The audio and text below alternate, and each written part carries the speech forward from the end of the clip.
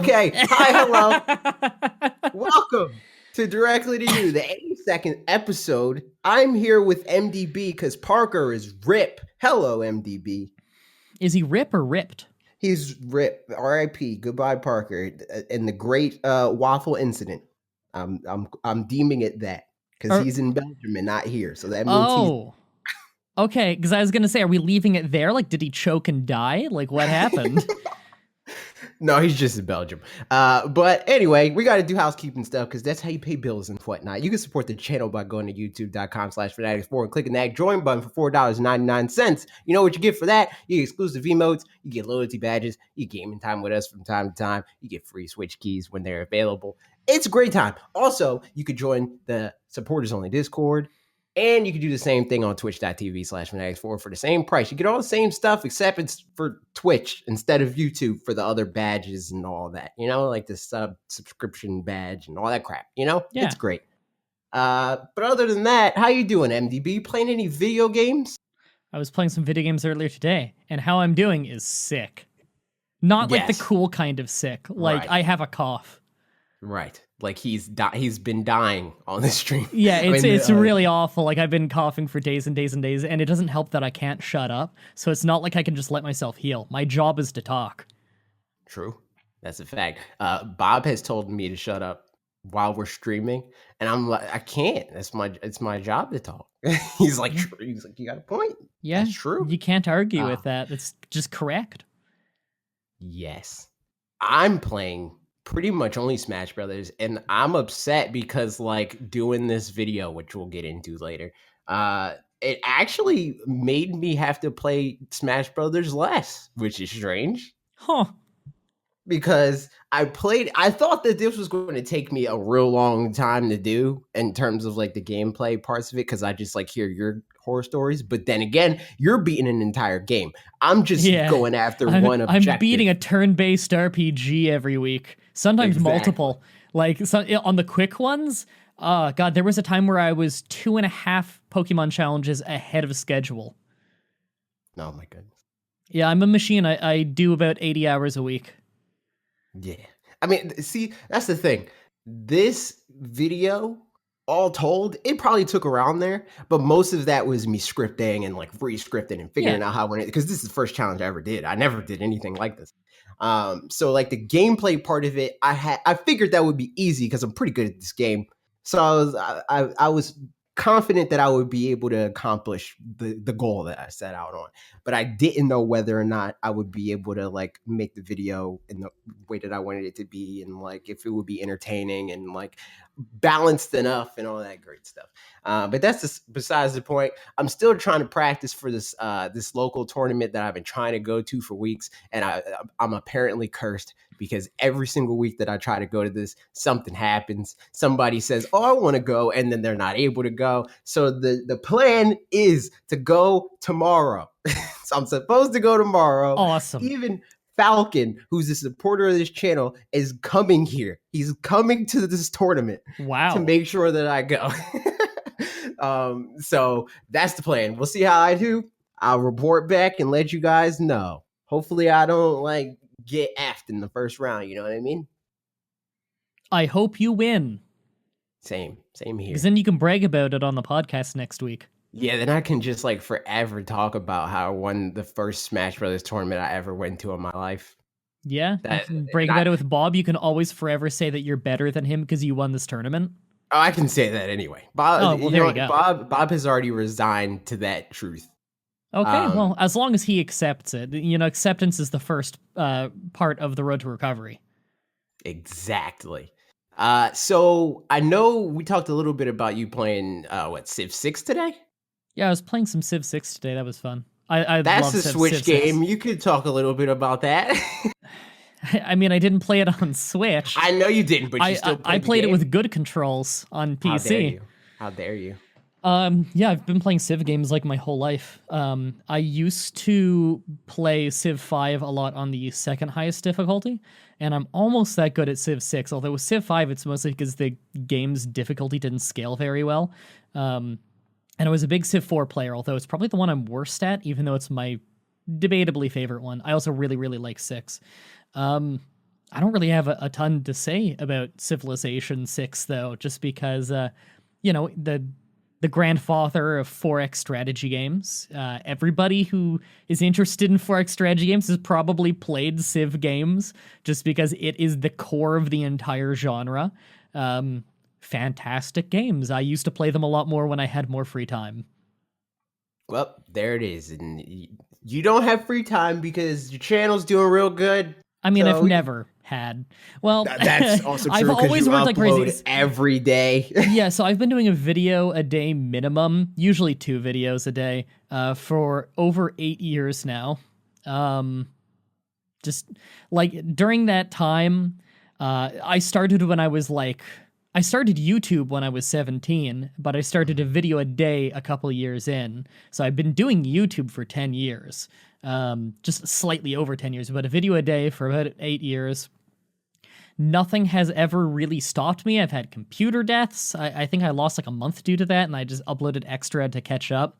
No gaps outside of stuff like that. Like, I lost my house once and didn't have a gap in uploads. Like... Yeah, nothing ever really stopped me. I just really, really like doing videos, and so I never stop putting them out. Like, a lot of people know me now for Pokemon challenges because those have exploded. I'm getting like 55,000 subscribers a month. It's right, that's crazy. Damn it. It's very weird. You did it, Rip. Shut up, I didn't say anything. It's really weird getting that many subscribers all of a sudden. But, you know, I guess a lot of people listening to this might know me from my Pokemon challenges now because it's all over like every human's homepage. Hi, sorry I'm spamming your homepage. I didn't ask for it, but YouTube favors me apparently. It's crazy that after all these years of doing all these videos, they're finally like, hey, this guy, have you seen this guy? And it's funny because all the people who then come over to my Let's Plays from it, they're all like, oh my god, this is awesome. How did I not find you earlier? And I'm like, I know, right? Yeah. Like, it turns like out I've been the content doing this forever. it's kind of validating hearing that my content that I've been doing for 8 years is awesome, and the only reason people haven't been watching it is because they didn't know it existed. And now that this small side series I do that eats up most of my time now of Pokemon challenges is getting very popular, all of a sudden people are realizing I have Let's Plays, and they check the Let's Plays, and they're like, you guys are really funny. And I'm like, thank you. And so I can't complain at all because it's not one of those things where like I resent the most popular thing I'm known for. No, not at all. I do the Pokemon challenges because they're really fun. It's a lot of work, yeah, but it's also a lot of fun. It's rewarding to see the channel grow. But for the most part, I just really like making like Let's Plays and improv comedy because I don't know if you can tell, but I am physically incapable of ever shutting up. And so I just like talking forever and I love playing video games. And the way I look at it, the more YouTube videos that I put out, the more opportunities I have to convince people to try watching professional wrestling. And that's just the long con. It's not even to have a sustainable career or anything like that. It's just, I want to convert everybody into wrestling fans. Exactly. Like it's, this is my debt to society is to get everyone on Earth to give wrestling a try because it's beautiful. I love it. There it is. Yeah. Now you know all my secrets, everybody. I'm actually just some kind of cultish channel that puts out wrestling propaganda. With the ulterior motive of converting you into a wrestling fan. Oh yeah, I've never put out a Pokemon challenge that didn't have wrestling references in it.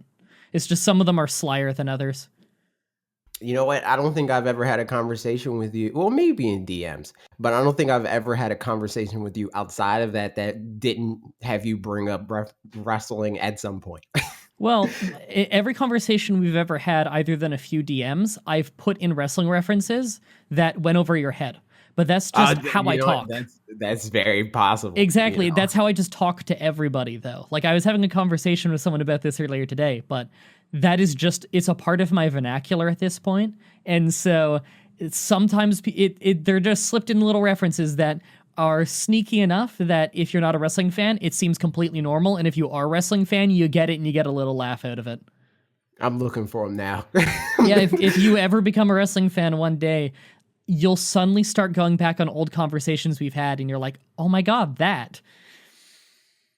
Yeah, man. Yeah, it's wonderful. But yes, other things that are wonderful is Pokemon. And Pokemon did a whole lot of news this week. Just a bunch of news, man. It Yeah. was all over the place. And the thing that they hyped up the most this week is this Glimwood Tangle stream that they're doing. And it seems kind of disappointing, but it's very weird. And it could have been way cooler than it is. We're like, what? Halfway into it, maybe at the time of recording this, and there's just like a few Pokemon have walked across. There's like a Pokemon's tail that was shown that we don't know what it is. Phantom was confirmed. We saw Impidimp, which was already a Pokemon that they announced at E3. There was another Pokemon that we don't know. Just a whole bunch of stuff that's like, oh yeah, okay, this one's in the game and this one's in the game, but like the promise of this stream was that like, oh, you get like live camera footage of this world and stuff like that, and that automatically made me think like, oh, okay, so like, is this like a living, breathing open world in some way or form, right? Like, do we see would it not only be Pokemon, but do we also see like trainers wandering and like going about their day and stuff like that? And as of right now, it doesn't look like we're getting that much activity in that way. It's kind of more like Pokemon Snap-esque, where like Pokemon do like randomly wander and stuff like that, but they don't really do anything interesting. The interesting thing is like, oh, okay, they didn't kill that Pokemon out of the national dex yet. Yeah, it basically just looks like a screensaver. Yeah, pretty and much. then, you know, like once per year, a Pokemon wanders by. Yeah, and it's like, I wonder, because like Cerebi is how we're seeing, like how specifically, I know exactly what they showed, but like, I wonder how their day's going. Like the people that are like cataloging, like, oh, yeah, he showed up for 3.5 seconds. Yeah, I see the edit log now where people are like, there was a millisecond of a Ponyta's cry being heard. Like, oh my god, I feel so bad for you. There's 23,000 people watching this. It's a screensaver. Like, I wonder if there's somebody that's like gonna save the stream as a screensaver, because that would be dope. That would be a dope thing to get out of it. It does look pretty nice. I mean, can you see where it, oh, I just saw it loop, actually. Yeah, I was about to say, can you ever catch where it loops? But yeah, that was pretty abrupt, actually. Yeah, like, I don't know what the point of this is. Like, is this actually in-game? Because, like, Pokemon does have a real-time clock. It doesn't look like this specific area shows that off in any way, right? Like, you can't see, like, oh, it's daytime now. You know, like that sort of thing. To me, it just looks like it's a series of videos they're swapping in and out in, like, OBS.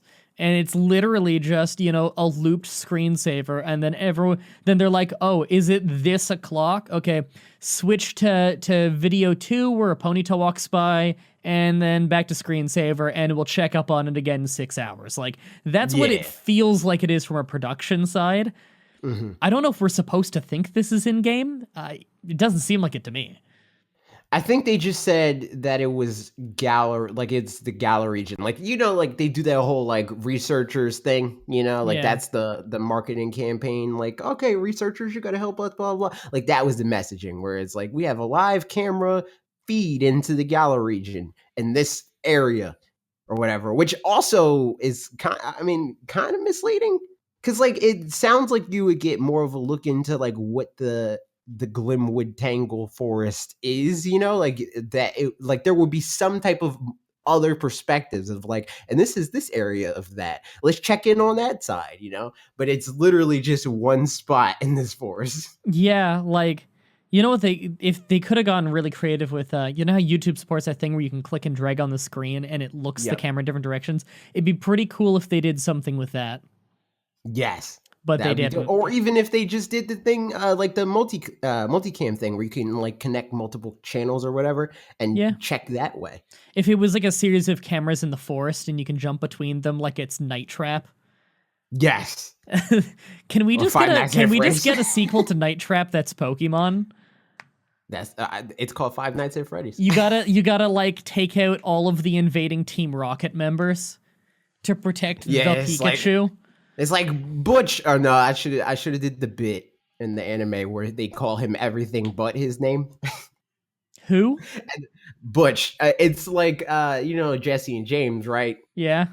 There's Cassidy and Butch, who are the other like slightly more successful Team Rocket members that like look like them, and Butch, who's like James analog. He nobody calls him by his name. They don't know his name, and I always Oh, thought hey, like, something ran across the front of the camera. what was it? I couldn't tell. It was blurry. It was green, I think. All right, we'll wait for Sarah B to update us on what God. it is. I want to say it was like Suicune or something, but oh god, chat is disabled for this live stream. Come on. I went down to look at the chat to see if they had any idea. You know what? That's an interesting wrinkle. We're just going to keep this stream up the whole time Yeah. as we record this podcast. Yeah, hold on. My entire right monitor is full screen that. There we go. Okay. We'll get jump scared every once in a while by a Pokemon. Yeah, like we just get jump scared by a freaking Minchino or something. But oh, here we go. The Pokemon showed up again, but then it got startled before it got into full view. Its mane lit up in a rainbow color. It makes a similar sound to Ponyta in Pokemon Refresh and in previous games. Yeah, that's the one I was about to say. So one of the supporters of the show, Benjamin Aquino, I saw him tweeted a screenshot or a GIF from this stream, and he thinks that it's Galarian Ponyta, which would be dope. Yeah, that would be cool. Would it still be a fire type, or like what's going on? Because it kind of looks more like it's an energy sort of situation. So Galarian or whatever is supposed to be the British Isles, right? Is it the British Isles, or is it literally just Great Britain? It's just Great Britain. It's like the UK and then like part of Scotland, I think. Yeah, Scotland's in the UK. That's part of Great Britain. Well, it's like yeah. It's pretty much just that. It's like part of Scotland and then Britain. Okay. And then I think you're mixing up Britain and England. Yeah. Britain's the island. They're both on that island. I'm American. I apologize. It's okay. It's okay. It is genuinely a confusing thing. It's just I'm into geography, so I know. I'm guessing Wales is there too. But yeah, Wales is part of it. I think people think that Ireland might be a part of it too. It wouldn't surprise me if that was like DLC or something. You know how in old Pokemon games for events you would go to an island and it has like a special Pokemon? Maybe now they'll do like a DLC where it's you go to an island, so that's the excuse for it to be a new world, and it'll be more Irish. Yeah. Sure. Or the Isle of Man. Or it could just be like Fire Red. You know how they have like the Sevi Island? Yeah. Like that? You could do something like that. They could definitely do that. And if you do need an event area, just for like a tiny little area for a tiny little thing, the Isle of Man, which is a small island in between Great Britain and Ireland and is part of the UK. That'd be dope. There you go. And they've got a cool flag. It's a bunch of legs. It's weird. Sure. So I guess we'll just the Glimwood Forest segment will continue into the rest of the show, but let's move into the next like dedicated headline, which is that Pokemon Company. See, this would have been like the title of the podcast if they didn't have this retraction, because initially Game Informer has this exclusive for Pokemon Sword and Shield, so they're getting a whole bunch of announcements and stuff that we didn't previously know, although a lot of it is stuff that we did know, or it was stuff that's a given, but this specifically was a shocker, and that's that there's supposed to be 18 gyms within Galar. Now we're getting clarification that not all those gyms will be playable, and not all of them are in Sword and Shield. Some of them are just in Sword, and some of them are just in Shield. Yeah. So if you want to play all the gyms, you have to play both games. So this news is weird to me because I was streaming a live Pokemon challenge a few days ago, and someone linked to me the news, which was the newest news at the time, of there being 18 gyms. And he said, like, this is groundbreaking, this is crazy. And he linked me that. And I read it, the article was very, very short, and it just said that. And I'm like, did you link me the wrong thing? Like, and I just didn't see what was so groundbreaking about 18 gyms, because my response is, I mean, that's cool. Like, the more interesting thing to me is that gyms are back, because they weren't in Sun and Moon, and I thought that was dumb. But Right.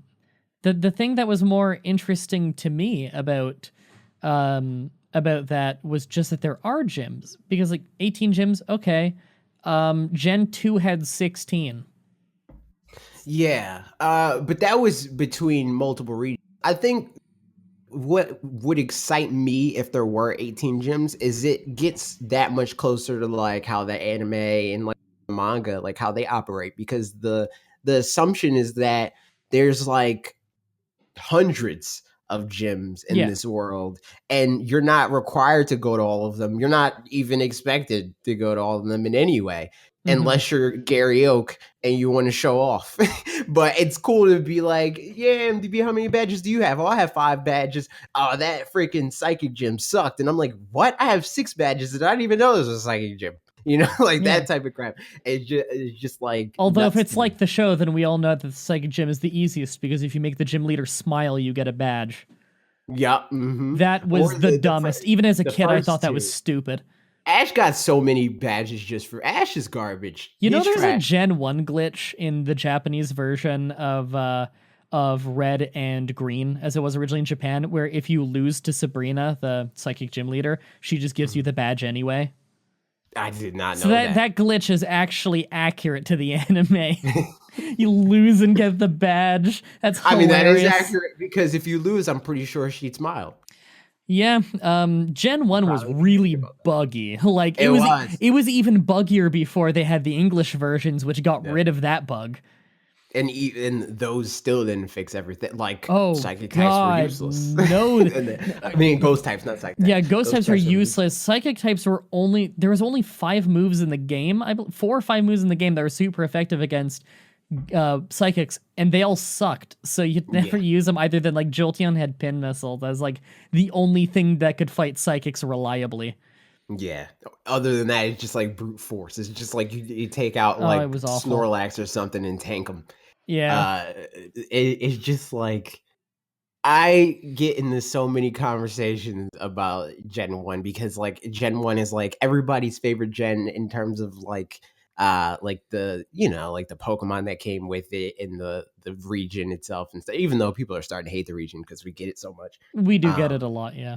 But just mechanically, Gen 1 is like categorically the worst gen, like by far, because there's so many glitches. It barely functions. It's not and balanced nearly as well. Like, don't get me wrong, I love Gen 1. I grew up with Gen 1. I still replay like every gen, either than 6 and 7, all the time for my Especially show. Like I've beaten Gen 1 4 times in the last 2 months. So it's pretty fresh in my mind, and I can tell you that as much as I love it in the same way that I love all the weird Euro jank that I play all the time, because glitches don't bother me that much. I think they're funny. Gen 1 is genuinely poorly made from a technical standpoint. I like a lot of the Pokemon in it. A lot of the Pokemon are great, but Right. balance-wise, it's terrible. Glitch-wise, it's terrible. Like, Gen 2 did a massive amount to improve that, and then Gen 3 did another massive amount to improve it on a balance perspective. Yeah. Like, in terms of adding abilities, for instance, and adding effort value. Stuff like that did so much to flesh out the game mechanics. Because Gen 1 survives entirely on its design being fascinating. The world is incredibly well designed, and it has probably the most interesting map of any Pokemon game that I've played. But it gets by on the same way that Sonic the Hedgehog does, where Sonic can have bad games for 15 years and still be beloved because the design is so good. Cool though. Yeah, exactly. He survives entirely on the design. He can have one good game every 15 years and still be insanely popular. Now, don't get me wrong, Sonic Adventure 2's Chow Garden is the greatest game of all time. The rest of the game, throw it in a fire. Doesn't matter that I have over the rest of the 1,000 game- hours on that game what growing rest up. of the It was game the were Chow you- Garden. What rest of game are you talking about? There's a rest to the Yeah, Chow Garden game? exactly. Yeah, the Chow Is Garden there game anything actually else? has like these racing segments and stuff, and the homing attack just makes you fall in the water all the time. Don't you love when you homing attack It's pretty and you're stupid. supposed to homing attack through things on the air, and then you just like there's always a 1 in 100 chance you just semicircle around it and then fall in the water because it's bad. I've only accidentally homing attacked my Chow. Oh, yeah, you're a monster. And then it hates me forever. Yeah.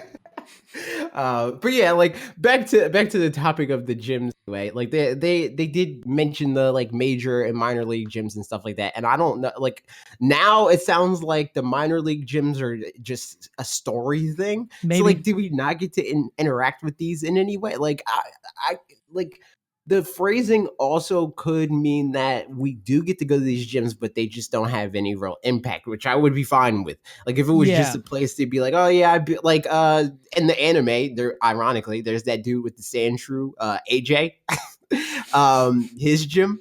Yeah. And he didn't have enough wins to have like official badges and stuff like that. Even if it was like that, where it's just Yeah. like a whole bunch of gyms that don't actually matter and they're not like officially sanctioned gyms, just leaders that you could battle that are like semi more competent than most trainers. And maybe you get something cool out of it. Like that makes me think of in Kanto in Gen 1, there's a fighting gym in Saffron, and the plot idea is that they were the old gym, but they got beaten by the psychic gym, and so the psychic gym is like the one that can actually give you a badge. But if you do the completely optional fighting gym, you do get a cool Pokemon out of it, and I wouldn't mind that being brought back.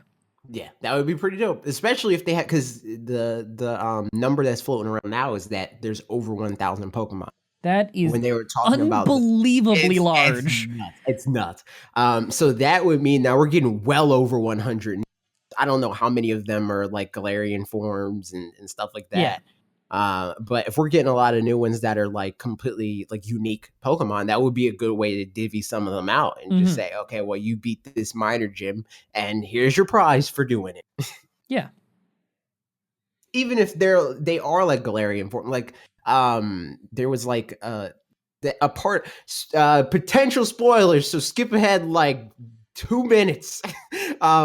They talked about there being a Galarian Lapras form or whatever, like a Gigantamaxing of Lapras. If they have like a first of all form of Lapras now, that could be a giveaway for like a small like ice minor league gym. And that would be a good way to be like, okay, now you have the Pokemon that could Gigantamax potentially in your party. I like Lapras. Lapras is cool. It's a cool Pokemon. I like Lapras too. Scary I'm Pokemon. upset that it took so long to get any type of like. I mean, even though like it is semi-competent, like it's tanky. But outside of that, there's no real reason to use it because it's just a base level Pokemon. You know what's my problem with Lapras? It is kind of spooky. How's that? The idea of a Lapras on a foggy day out in the fog, oh, that's something that terrifies me. That's something that actually scares me as an adult even, because as a kid, the early in the anime when they're at Bill's lighthouse, and are you thinking the same thing? The Dragonairs in the mist that are like huge. That scared me deeply as a kid, especially because like I almost drowned multiple times as a kid. I could never swim. I still can't swim. But the idea of still water that is hard to see and something through the fog or something big underwater terrifies me deeply. And so that Dragonair scared the shit out of me.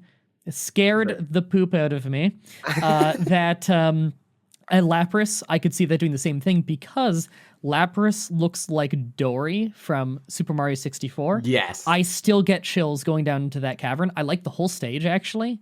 Most of the stage. It's not the best stage in the game. I don't even dislike Dory. When Dory's in like Mario Party, it's like, oh, it's Dory, it's cool. I don't like going into that room. It like I replayed that game even a couple years ago in stream, Super Mario 64. I kind of got chills going down into Dory's cavern because like, you know, the draw distance was really bad, so it's kind of foggy, and then it comes up like this water thing. And even though it's like the happiest looking thing in the world, it still creeps me out. Rip, dude. I like Lapras. I think that Ash's Lapras colored my like look on Lapras, where it's just like, yeah, it's just this cute innocent thing, you know, like it's just a baby. Yeah, I do like Lapras. It's just I could see it being creepy if it wanted to. It's because I True. associate it so much with the move Surf. Yes. And Because it like just it is like the drowns surf people. Pokemon, you know? No, like Yeah. it just going out into the fog, and I don't like that image. Yeah, man. I mean, it's basically the Loch Ness monster. So Yeah, I mean that's kind of what it's supposed to be. It's why it looks so much like Dory. Is they have the same idea, don't they? right. And I mean, that's even more of a reason for it to get some type of something in this game. Yeah, I As the think Loch that there's Ness a lot monster. of potential with that Pokemon. You could, if there's any Pokemon you could give it more forms and do something interesting with it, it's like that. It's not that Gen 4 crap where they added a bunch of like third forms to a bunch of Pokemon and none of them look like they fit. Like what Yeah, they're just kaiju like versions of whatever. Magmortar doesn't look like it was drawn by the same artist. And that's a particularly hideous one. Or what is the Magnezone? Magnezone does not look like it looks like fan art.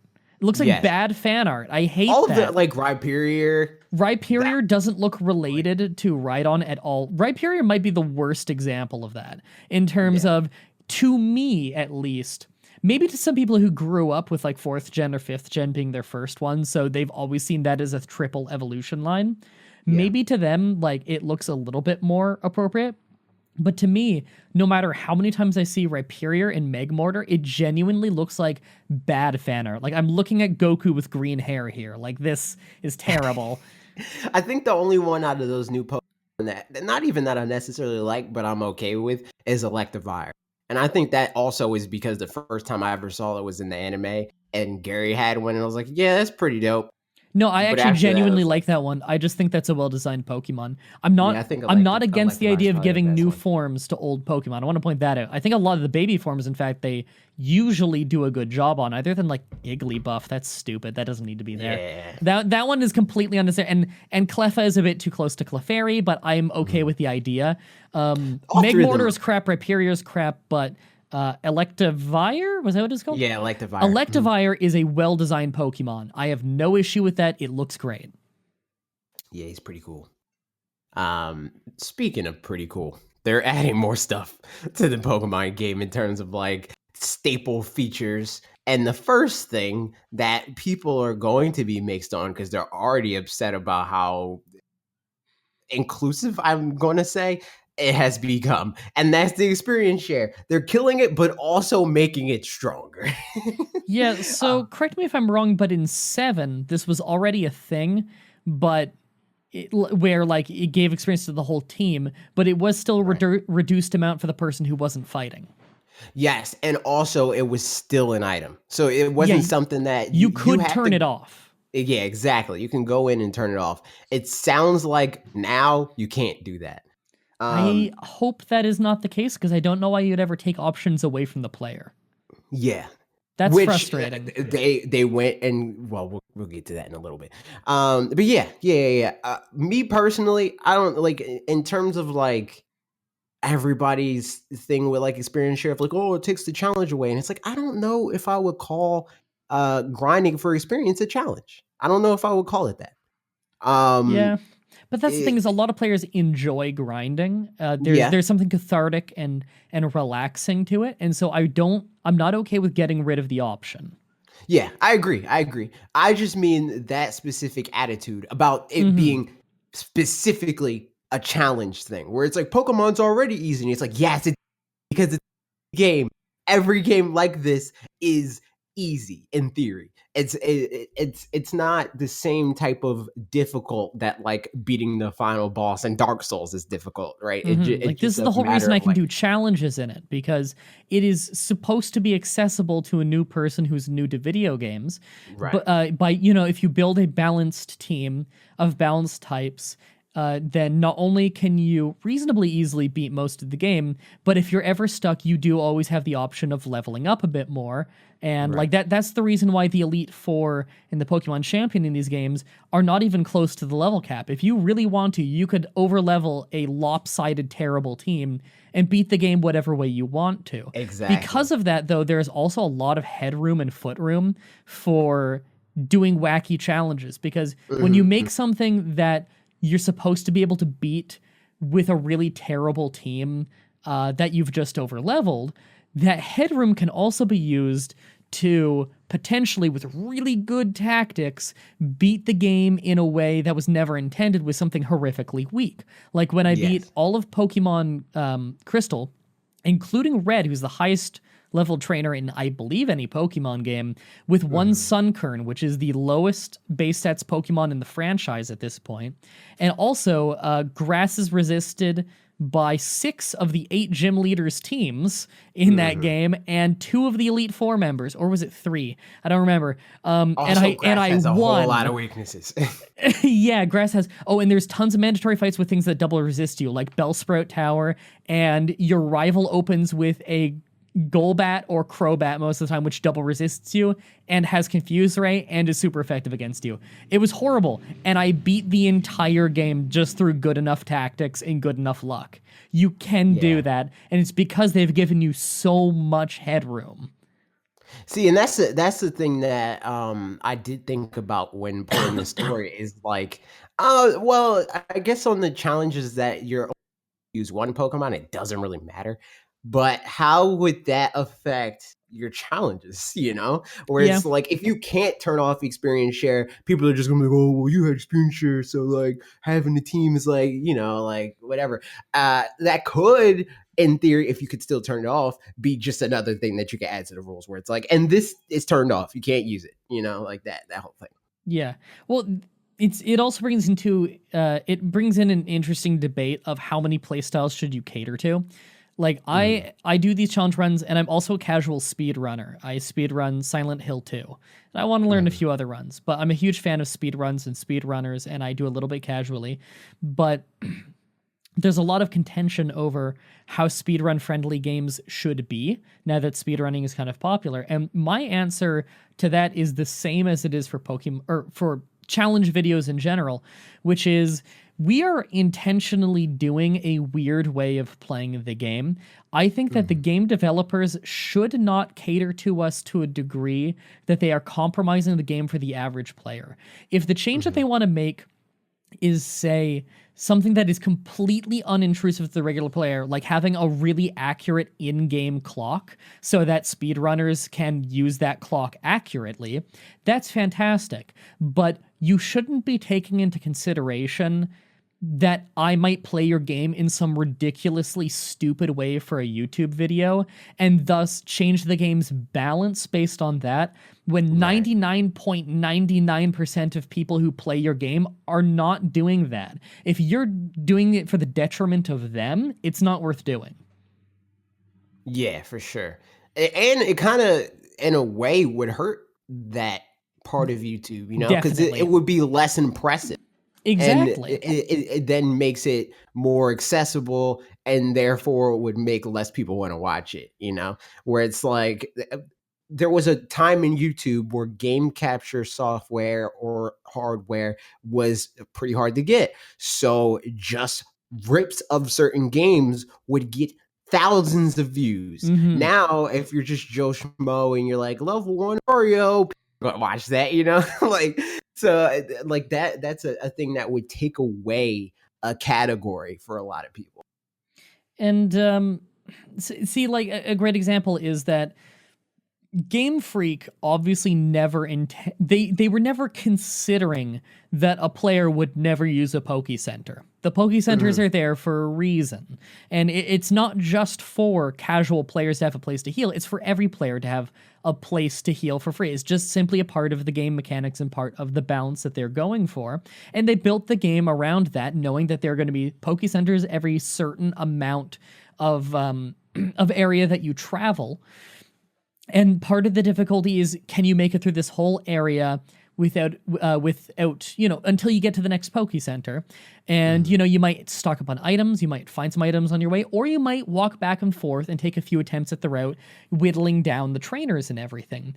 No one at Game Freak intended for you to ever beat the game without ever going to a Poke Center, and that's why my video on it did so well, because obviously they never took crazy. it, like, why would you do that? Exactly. And so it's It's not a thing of Game Freak made it so that you could do that. It's a thing of Game Freak made the game that they wanted to make, and it just so happens that you can beat it without a Pokemon Center if you do it this way. And so I made a video on that. It got over 1 million views in under 30 days because people are impressed by that. Right. And people were happy that I put the effort into it, I guess. That's what they say in the comment section. They thought it was very cool that I put the effort in. But that wouldn't be so interesting for everybody if Game Freak had sat down and thought to turn them off. Yeah, if Game Freak had decided, let's balance it so that if the player wants to, they never need to use a Pokemon Center. No, the whole reason it's interesting is because it's not balanced for that, because it's ridiculously hard to do that. Mm-hmm. So yeah, I don't think people, I don't think that Game Freak should be changing their design to cater towards stuff like that. But it is a pain for me if they end up making things too easy mandatorily in a way that cuts me off of things. It's a bummer, but it's a bummer for me and not 99% of players. So whatever. I think that it would, like, you would still be able to like do challenges, but it would have to be more of the challenges of like a single Pokemon. Exactly, rather than, like a single Pokemon is always going to be a challenge. Pokemon, you know, like like that sort of thing. Yeah. Like for sure. Something that less so challenge wise, but probably more so for recording might be an issue, is that they're talking about implementing autosaves, but it sounds like those are definitely optional. Okay. the autosave thing that like most people are upset about or were upset about when like this feature was shown and not really talked about in like the treehouse streams or whatever, was like, oh, but what about shiny hunting or like getting perfect IVs on X Pokemon, you know, like just by hard resetting and stuff like that. And I'm like, I'm reasonably hardcore with Pokemon, right? Like I know about IV training, all that stuff, but I'm not sitting here and heart resetting 400 times so I can get a shiny starter. I'm not doing it. I don't care what's going on. No way am I going to heart reset for that. Oh yeah. Actually, speaking of, I guess I can say it now because this isn't going to be out until after my Pokemon Black bug challenge is out, which is going up out. Less than 24 Saturday? hours. Yeah, this Saturday. Yes, at 4 p.m. That'll be out today. Technically, this goes up before that, but okay, that's fine. They could, if they it's a few hours. The few people who hear this who are fans of my channel might get spoiled on this. Who cares? I don't reset over and over in that game to get like the right nature and the right ability and stuff like that. I might reset a couple times to get an ability that I really need if it's a single Pokemon run, but I won't do it for the nature unless my nature is horrible. But I literally just, it's all first form bug Pokemon, no single form only. It ended up being a way harder challenge than I thought. I started with Swaddle because it was just the earliest bug Pokemon in the game, and so it would be the most fair to start with. First time I boot it, it's a shiny. Oh my god. This is the second shiny I think I've ever seen in all of my many hours of doing like 15 Pokemon challenges. And you're not counting like shiny Gyarados. Yeah, not counting Gyarados. It's in the beginning of the Wobbuffet challenge forever ago, like right near the beginning in Petalburg Woods, I got a shiny Slackoth. I caught it and I showed it just because it's cool, but obviously I couldn't use it. And then in this one, just my Swaddle's shiny. It's not the most spectacular looking shiny Pokemon, and if anything, it slowed down the challenge because its shiny animation slows down grinding because it adds an extra second to every single battle. So it's actually bad to have a shiny in my challenges to be using one because it slows down grinding. However, there's plenty other things slowing down grinding because it's Gen 5. Yes. So, yeah, the grinding is insanely blitheringly slow if you need to overlevel because they give you less and less experience the more overleveled you are. And so, again, that's an example of not making a decision based on challenges.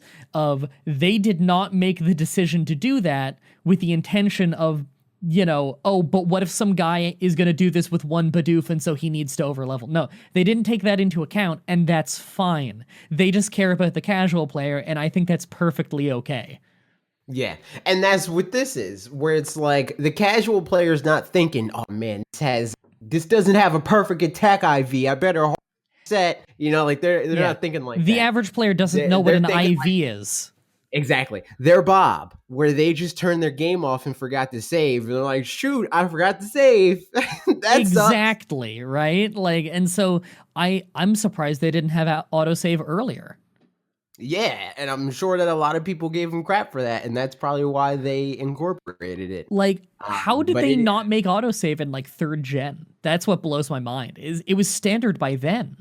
I think it's tradition. I think a lot of what Game Freak does is because the thing that they have done out of necessity became a staple for so many people. You I can know, like agree with random that. encounters. For random encounters, it wasn't something that they're like, that's the vision for Pokemon. When we think of the Pokemon world, all Pokemon live in tall grass. You know, Yeah. like if that was the case, then Pokemon, like anime, like in the anime, there would be no Pokemon in towns that weren't owned by trainers. They would only live in tall grass, Yeah. or in the manga and stuff like that. It It was was just just a means to an end. yeah, it was just a You can't render. game mechanic that made sense for those games, and they were working with a very, very limited cartridge. Right. It's like you can't have an open world like Pokemon wandering around this world on a Game Boy. Like I want So to that's why I was like when we point essential. out how small the amount of data on those old Game Boy cartridges were for the original Game Boy, there are a litany of bugs in Gen 1 based around the move Substitute because they didn't have enough memory in the RAM to be able to deal with any of that crap. You know, if your opponent ever uses Substitute, you can go into your, if they use Substitute or Transform. So do this against any Ditto. You can do it right now in your red, blue, or yellow cartridge. It's really funny.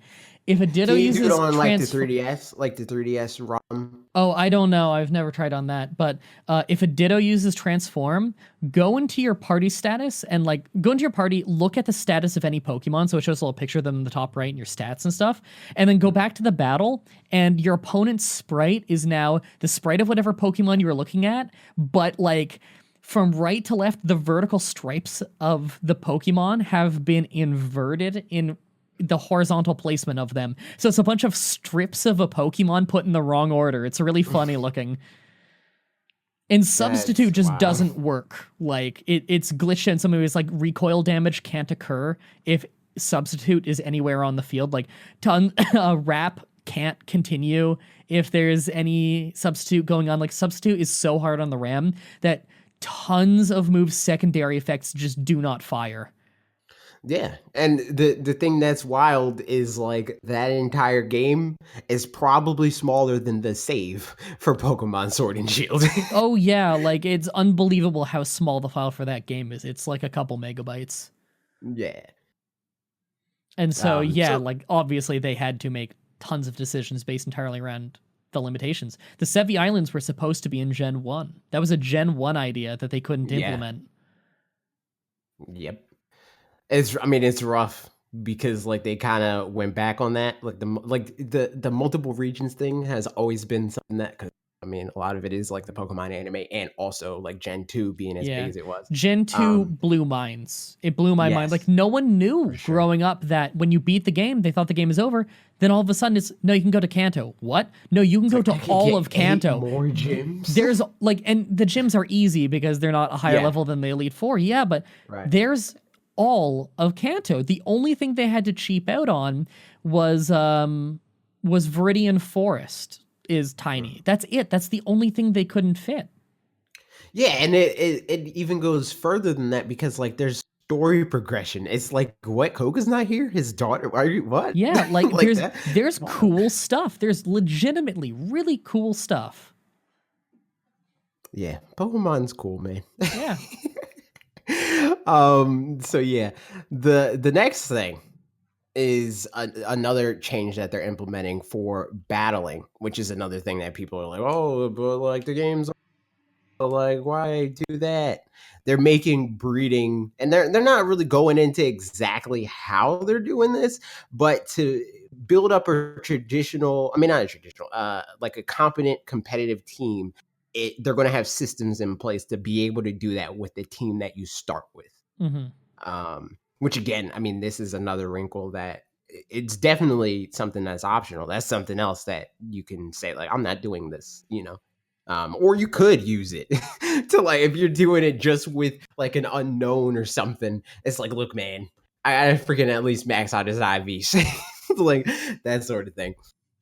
But yeah, like they're talking with, once again, Game Informer, as a lot of this news is being siphoned through them, about how they're in the same way that with Let's Go Pikachu and Eevee, that they had like the fortune teller that makes it easier to catch Pokemon with specific natures and stuff like that. They're going to have some type of way to change your Pokemon's IVs and EVs. That stuff that is more simple than like grinding for it in the way that we currently I've got no issue with that change. Yeah, and they even do, like, they go as far as to say that the current ways to do it are still going to be in the game. People that don't want to go through all that also will have this option, which I think is a good thing. And I've always been in favor of them implementing stuff like that, just because, like, again, like, I get that for some people it could be satisfying to be like, oh, you know what, it took me 30 hours to build this competitive team or whatever. But at the end of the day, it's not something that's hard. It's just time consuming. Exactly. And like, and as I always thought that the IV EV system, like that whole thing is really cool, but it is borderline an Easter egg in the games. It is so not explained, to the point that like people look at you like you're talking about a different video game if you start bringing it up and they haven't heard of it, because the game almost doesn't tell you that the system exists. In some of them, it kind of tells you it exists, but it doesn't give you actual names for it. And it's just like they talk about it in game like it's a myth. Exactly. Like, it's even crazy. Now they have like dedicated IV judges to tell you if you have perfect IVs, but they don't say IV. It's like, like, you could, why can't you just literally have it on your stats screen? Wouldn't that be nice? Yeah, like, just like, okay, this Pokemon has 5 perfect IV. I think like no, even that is like behind the scenes. I was about to say I think Pokemon Go does that, but even Pokemon Go is like more cryptic about it. Yeah, it gives like, you a hint. Pokemon has outstanding potential. It's never like, you got 5 IVs. Yeah, and there's nowhere in the game where they give you a chart or where like they explain to you what this means. There's again, there's people who kind of tell you generally what it means, but again, the way to figure this out is go on Bulbapedia. And it's never fun when, like, I like wiki surfing. I like that a lot, but it's never fun when your player is forced to wiki surf just to figure out something that is a major game mechanic. That's stupid. Yeah. And like, to be fair, I think a lot of it is like they want to keep the immersion, where it's like, in the world of Pokemon, like if Pokemon were real, we wouldn't go to the doc and you'd be like, all right, doc, how many IV right? Yeah. So like, in the world, it does make sense. Yeah, but you still have attack and defense like, stats in your menu. Exactly. Like we have these menus, like for the NPCs that you talk to about the stats, it makes sense for them to kind of be cagey about it. But once they pull up the menu to be like, here's your like Pokemon's chart or whatever, right? Like, then for it to say there, like on the bottom of their name or wherever on their stat, like, this is how many perfect IVs you have. There's no in-lore explanation for, oh, you've defeated 3 Mankeys, and so you've leveled up and gained 3 attack points. Yeah. No, because like an NPC doesn't need to say that to you. The menu says that to you, because the menu isn't real. The NPC in this world, in this kayfabe, is real. The NPC... it's like, if your bicep is bigger than it was last week, no one's telling me my attack points are going up. They're just commenting on the physical thing.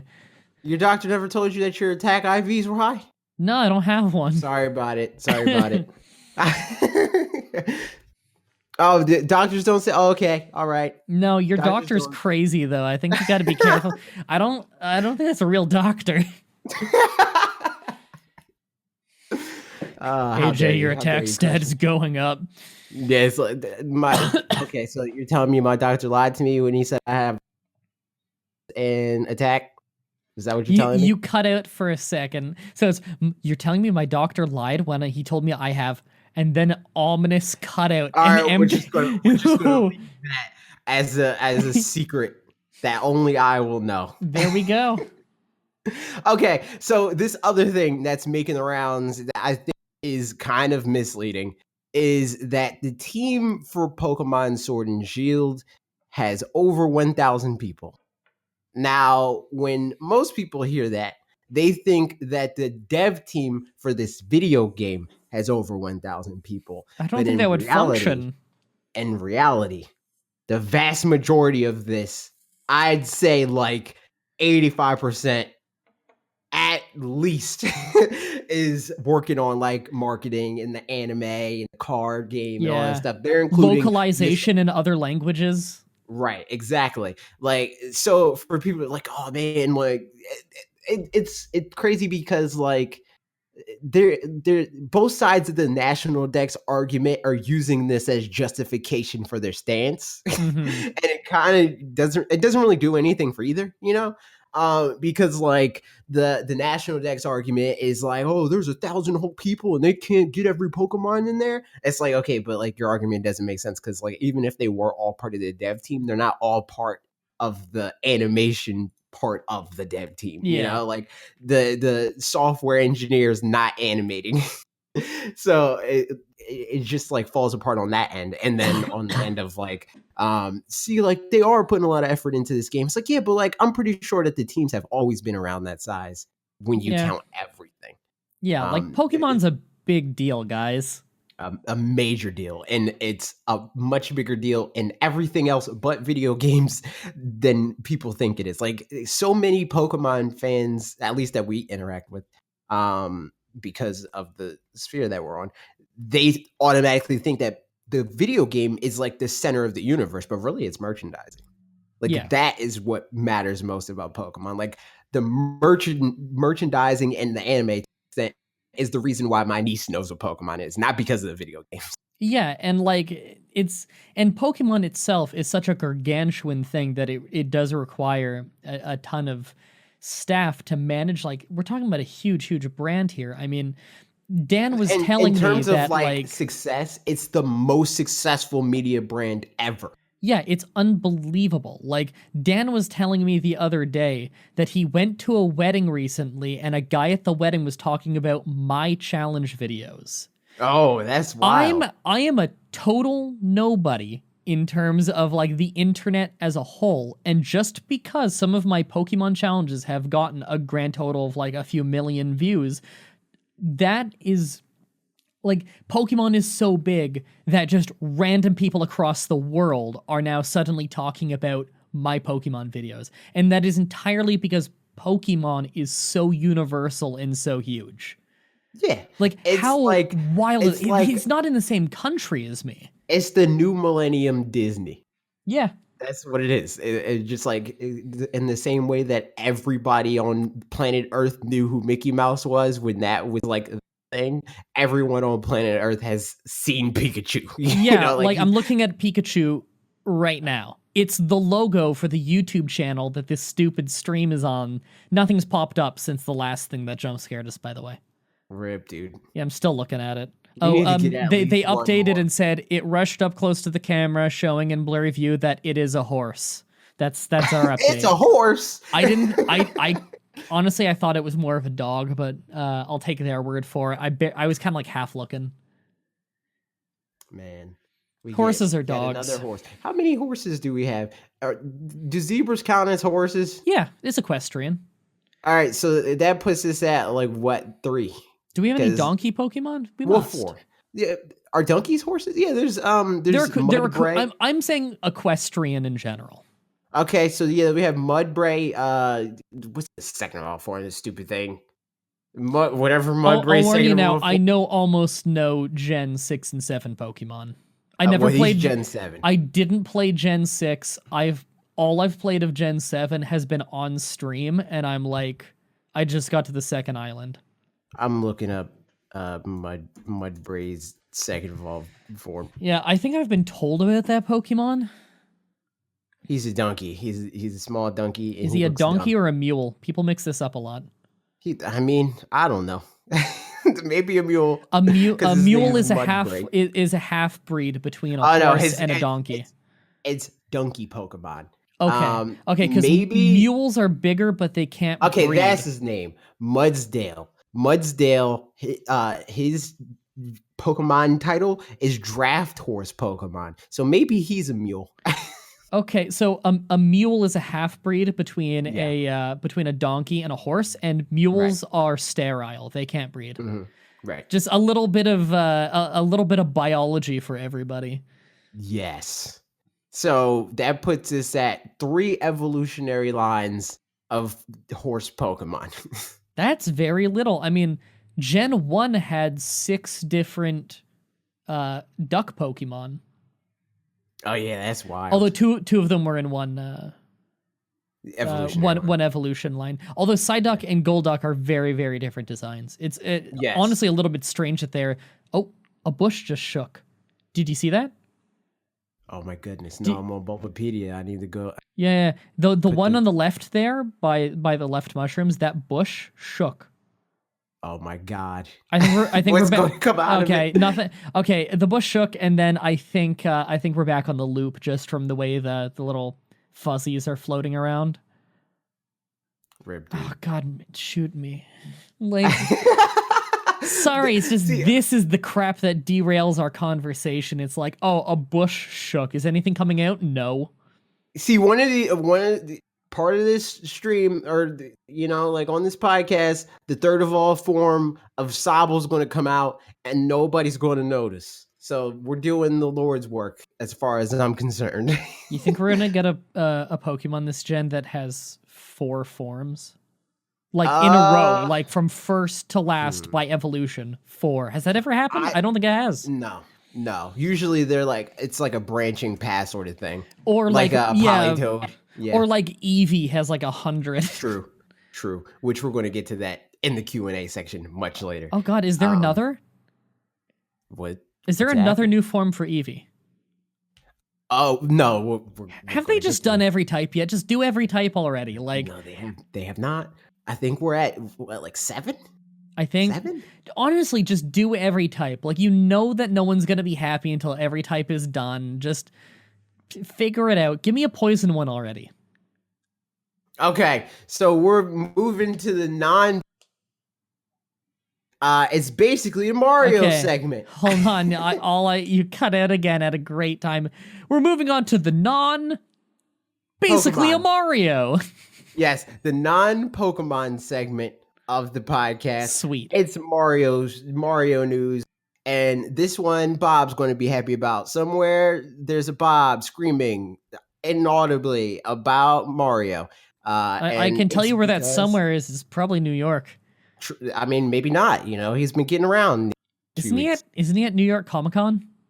I think currently, yes. I think New York Comic Con's in New York. I mean, but this goes up tomorrow, and he's not going to New York Comic Con tomorrow. Oh, he's probably going to go back to. He lives in New York. He does live in New York, but that doesn't mean that he's only in New York at all. Anyway, Mario Maker 2 is getting more updates. And they're saying that in the future, they're going to include new course parts. Now, this was a worrying thing specifically for Bob, because Mario Maker 1 got a lot more updates. It got like an update a couple weeks, I want to say, after the game came out. And it was like an update that like addressed a lot of people's complaints, which is like not normal for Nintendo. Like, they usually take a while to do those type of updates. But for Mario Maker 2, they kind of just like, eh. And then there was like the one update that they did mention that we would get at some point, which was to add multiplayer. And we recently got that. That was like cool right at the end of the week. Although isn't it like super buggy?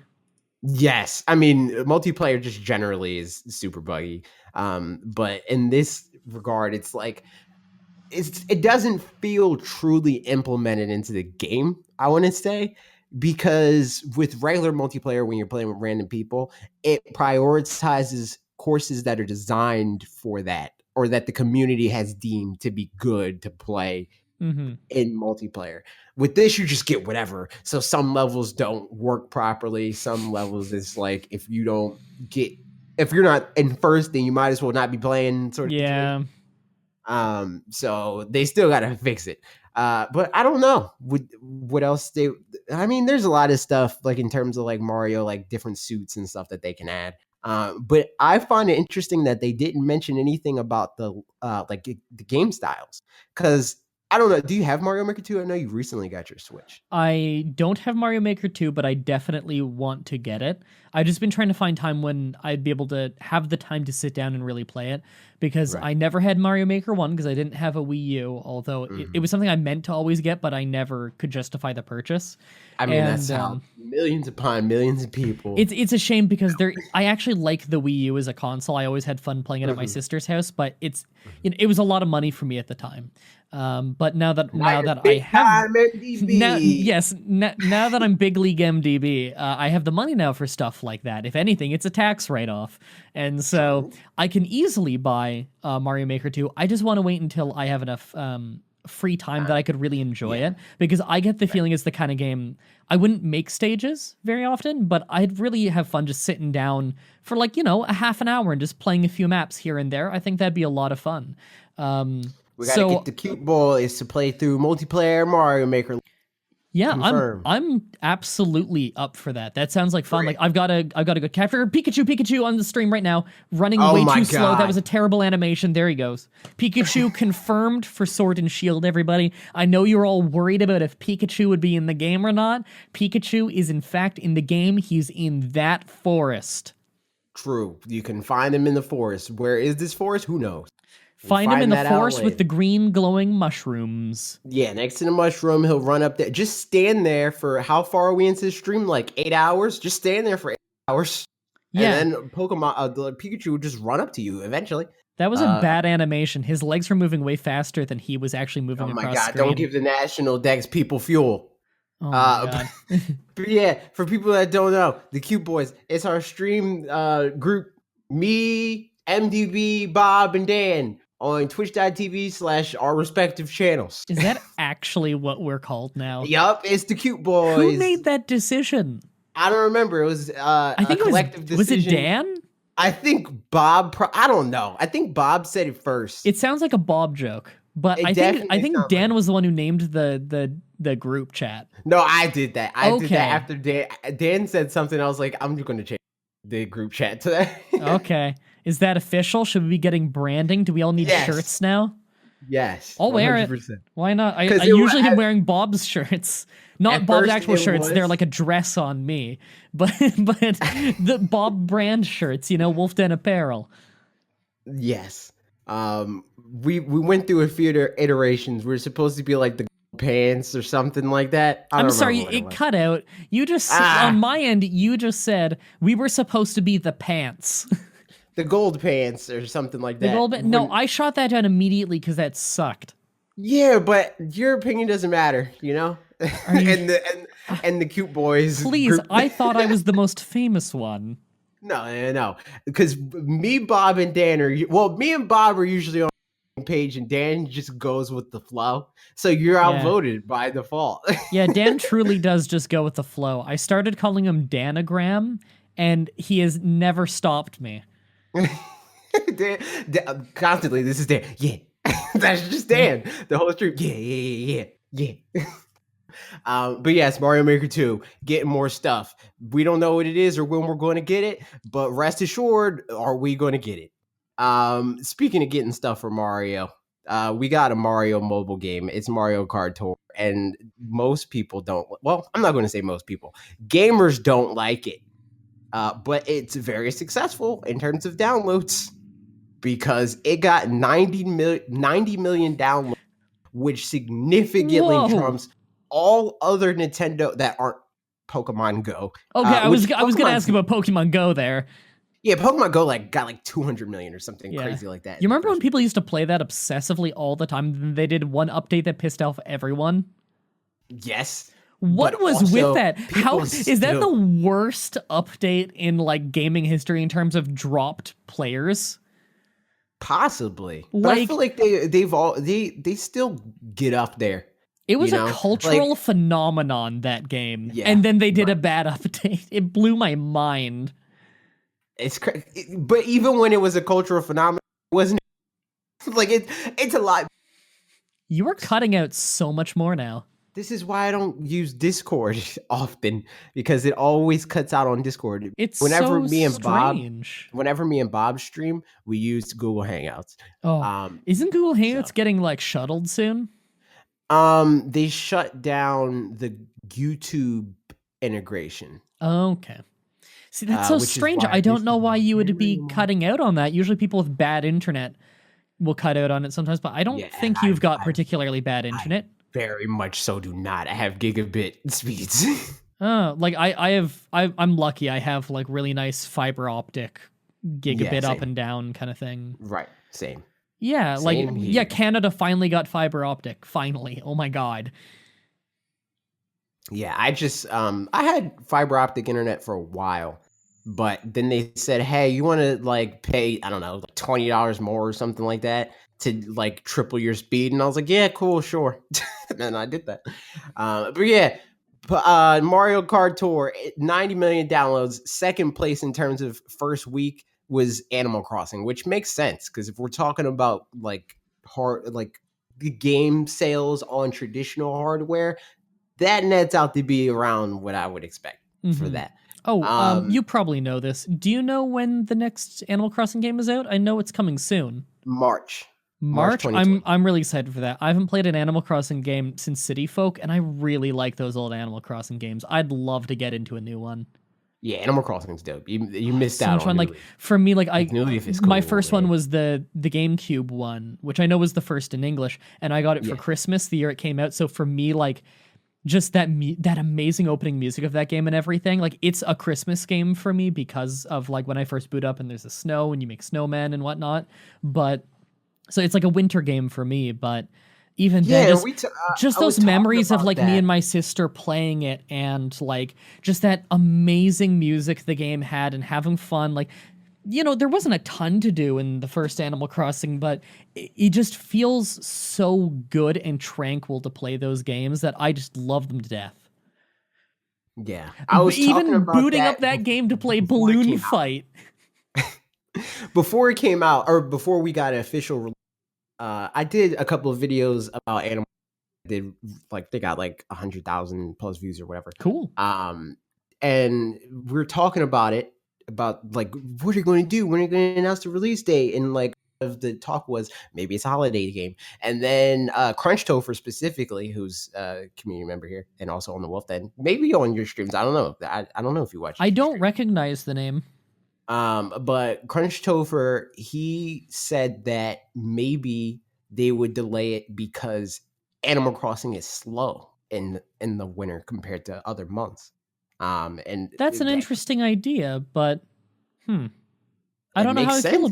It does make sense, but at the same time, no, maybe part of this is just the nostalgia of it being my first game, but that's how you started it. Exactly. But every Animal Crossing game that I've played, I feel extra like playing it in the winter because I like making the snowmen and like all of the winter stuff, going to the igloos and they're like making soup in there and stuff like. And part of it maybe is just that I'm Canadian, and so winter has kind of a nostalgic thing to me. Yeah, that's just like an everyday thing for you. That's like 80% of the year, right? I mean, that's not horrifically inaccurate, but like winter is a big cultural thing here, and so you know, playing out in the snow and everything, that's a part of my upbringing, and so there is something about winter when I see the cold and the winter and the snow. Sometimes when I look out the window and it's snowing, I'll start thinking of that like na na na na na na na na na na na na. Like I think of that song. I remember booting up that game and me and my sister just loving every second of it. Yeah, man. What an awesome feeling series. It's great. It's great, man. Unlike Mario Kart Tour. Which yeah, I don't like using my phone even to text or to do phone calls, let alone play video games. Like the only person on a regular basis that I am willing to respond to text messages from is Fatima because I hate mandatory touchscreens. Like I like the DS touchscreen. I like stuff like that. If I'm poking around at it for a game, like I'm totally fine with that. But if I have to type on it, shoot me. Like, this thing can never detect where I poke. Maybe it's like the heat registers in my fingers That's are off, but it never gets where I'm trying to poke. If you give me a stylus, I'll be fine, but I'm not typing with that crap. Give me a keyboard. I don't even like Speaking of phone calls. unrelated, since we're doing a whole lot of tangents, I've got a new one today, but it sucks because it's not going to be here until like freaking Tuesday or some crap because it's back ordered and I'm upset. Wait, what's back ordered? iPhones. I got Okay. a new iPhone Okay. and they're still back ordered, which is like one of the reasons why I waited as long as I did because I just assumed it was going to be back ordered anyway, but they're still back ordered and that's stupid. But anyway, Mario Kart Tour, it got 90 million downloads, but it only earned, and only I say, $12.7 million. Okay, we're But for talking in 90 Nintendo numbers. Remember that, Yeah. everybody. Right. 90 million downloads for $12 million. Kind of, it's like, I don't know if that was worth it. But at the same time, something that is worth noting is the fact that they do have the subscription model thing, and they have a trial period for that. So a lot of the revenue that they could be potentially making from this is just on hold, for the people that decide to renew that or to pay into the subscription after the trial ends. So we'll probably get a more accurate number for how much money they brought in after that, because there's no real reason to buy microtransactions if you pay for the subscription. Granted, the subscription's not a smart idea, so probably don't do that. Maybe you get Apple Arcade or Google Arcade or whatever their equivalent, because it's the same price for more games. Amazing. So yeah, Mario Kart Tour, that makes a lot of sense, and that's great. Cool. Next, more Mario news. This one bummed me out. Yeah, man. I would see this was the only one that I don't know if MDB knows about this, but I'm going to include because I think it's important. So on Twitter, I tweeted about this because I was upset about how Twitter titled their headline or whatever, where they named it like Mario and Luigi developer, like not Mario and Luigi RPG developer, but just Mario and Luigi developer goes bankrupt. Yeah, like that's very misleading. Yeah, it sounds like Nintendo, like freaking Miyamoto went bankrupt. It doesn't sound like Shigeru Miyamoto stole all of the money from the vault of Nintendo. It went on a gambling binge and it's all gone now. Yeah. It's like, turns out Miyamoto was a lunatic waiting to break loose this whole time. So yeah, Alpha Dream. Bankrupt because I don't know how this breaks down. I'm curious to see how this works. Like who did they owe?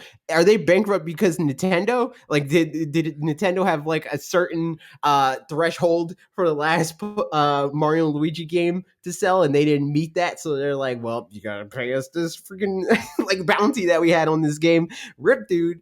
Or is it like something about like middleware or whatever? Like I'm really curious with how that is.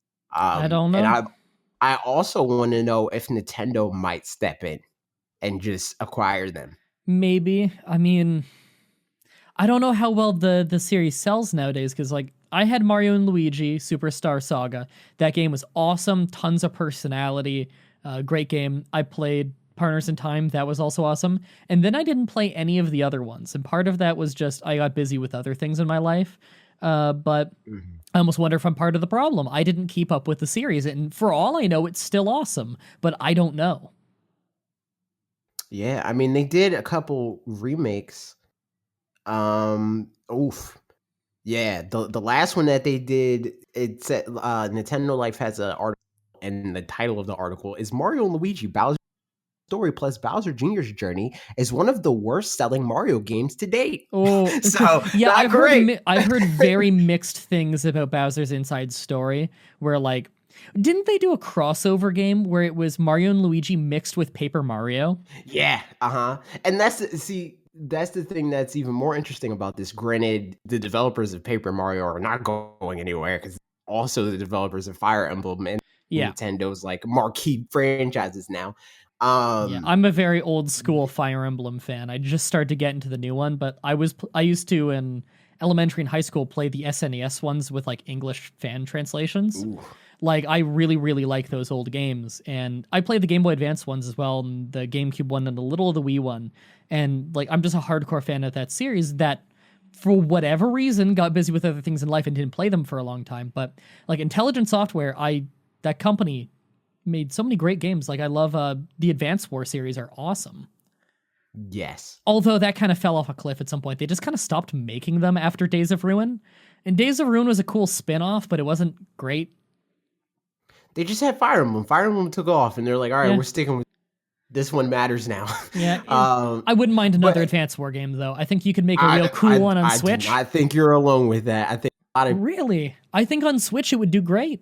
yeah, that's what I'm saying. I think a lot of people feel that way. Oh, sorry, you saying the word not must have caught out, because I just heard, Yeah, you're alone on that, and I'm like, really? No. A lot of people want that game. Oh, That there's is, some great music in that series. a lot of the videos that I'll do is like, hey, Nintendo should make this better. And one of the more requested, like, you should make a video about this, is Advance Wars. So Oh god, yeah, Advance Wars is cool as hell. Like, it's one of my old videos that got really popular just over the years, like an evergreen one, is like just me talking about my favorite commanding officers. I don't know enough about Advance Wars, but Your characters. Yes, I know, but I'm saying like I wouldn't know. Yeah, I like that guy. You know, You like Grit? What? Everyone likes Grit. Is that the guy with the wrench? No, it's Andy. Grit's the guy who has the extra okay. ranged attack, but he's bad in direct combat. Everyone likes Grit. Okay, I guess I like. You him then. like Grit. Yup, confirmed. Yes, that has been confirmed here. No new Pokemon on the boring mushroom stream, by the way. I'm still looking. Okay, keep us posted. Can do. But yes, so Mario and Luigi, which I mean, if people had to choose which series to not get any more of, I think people dislike Paper Mario more now because Yeah. they kind of like What happened? ruined. They kind of ruined both series by trying to like make them more unique, you know, where it's like, okay, well, Mario and Luigi, that's our RPG series. So Paper Mario, that has to be less of an RPG now. Which sucks because original Paper Mario I replayed like a couple of years ago for my show, and it's still awesome. Yeah, Like, and the thing is, Thousand Year Door, everyone remembers. Thousand Year Door, and even Super Paper Mario are all dope. But Yeah, after that, okay, it was, Thousand Year Door hasn't aged as well as a lot of people seem to remember. There's a ton of backtracking and boring crap. My friend Salt Factory actually did a really good video on this recently, where it's still great, but it's not as good and it doesn't have as much personality as people remember. I think a lot of why everyone loved Thousand Year Door and remember it so fondly is because they also remember the original Paper Mario so fondly. And although Thousand Year Door is still great, the real like charm that you can feel in you, that is still alive in the original Paper Mario. I think a lot of people like compound them too, you know? Yeah. Where it's like in their minds, they just bleed into one giant game. Yeah. And don't get me wrong, you can go back and play Thousand Year Door and you'll probably still really enjoy it, but it didn't age as well. Like, it really does feel like it's wasting your time sometimes, whereas original Paper Mario never felt like it was wasting your time. All right, well, that's the news. So let's move on to videos. Your video is going to come out soon, but I want to talk a little bit about it. Not necessarily like no spoilers or anything like that. Like I don't want to know like how you completed it or anything like that. But like what was the process? Yeah, like what was the? I already know you didn't win. I know you're terrible at Pokemon. Oh yeah, I'm terrible. Yeah. We know this. Known fact. But I just want to know like the process of it all. Like how exactly did you come to this specific challenge? Like was this one of the requested ones? And like that fan request. Okay. One random guy said it in the comment section because I actually read the comments because I'm a psychopath, and I love reading comments. Guy ever suggested this one, so I did it because I thought it was a good idea. Right. I don't think you're a psychopath for reading your comments. I agree with Bob that you are a psychopath for having notifications turned on though. No, You're a I psychopath had for to that. turn them off about a week after the last time he scolded me for it, because it As got you to a should. point where I was getting about 800 emails a day, and Yes. I'm like, if I want to keep making a Pokemon challenge every single week, I can't keep reading every single comment. I just Yeah. can't do No. it anymore. It hurts because took so much pride in saying I read all of them for 8 years. But like it's literally impossible. Now I just refresh my comment section a handful of times every day, and if it's a video that I know won't get many comments, like under 100, then I'll wait for it to be up for a couple days, then hit the button and just read all of them. For me, it's a moving like target where it's like because there's been multiple videos that have like done really well and they get a lot of comments, especially for the nature of my videos where it's like it's usually some type of prompt of like, what do you think about this? Mhm. And then they'll respond with a freaking paragraph. I for a long time wanted to respond to all of them. That's hard. Yeah, You and just then don't always have something to say. yeah. And a lot of times the comment is like, I like this video.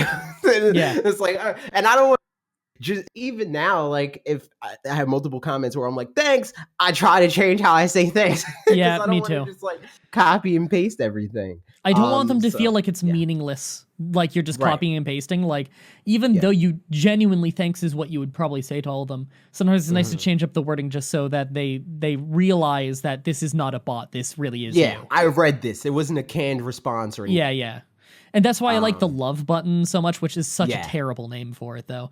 But I like that a lot because I just want people to know that I read their comment and I thought it was funny or something. Right. Yeah. So process. You said this one took you 2 weeks. Why? Yeah. Okay, so this one, I thought this would be a quick and easy one. Usually what I do is you'll see like some of these are clearly ones that will take longer than a week, like one Wobbuffet or one Magikarp, one Sunkern. The early ones tend to be the ones that take longer because I was under no scrutiny to keep them going quickly.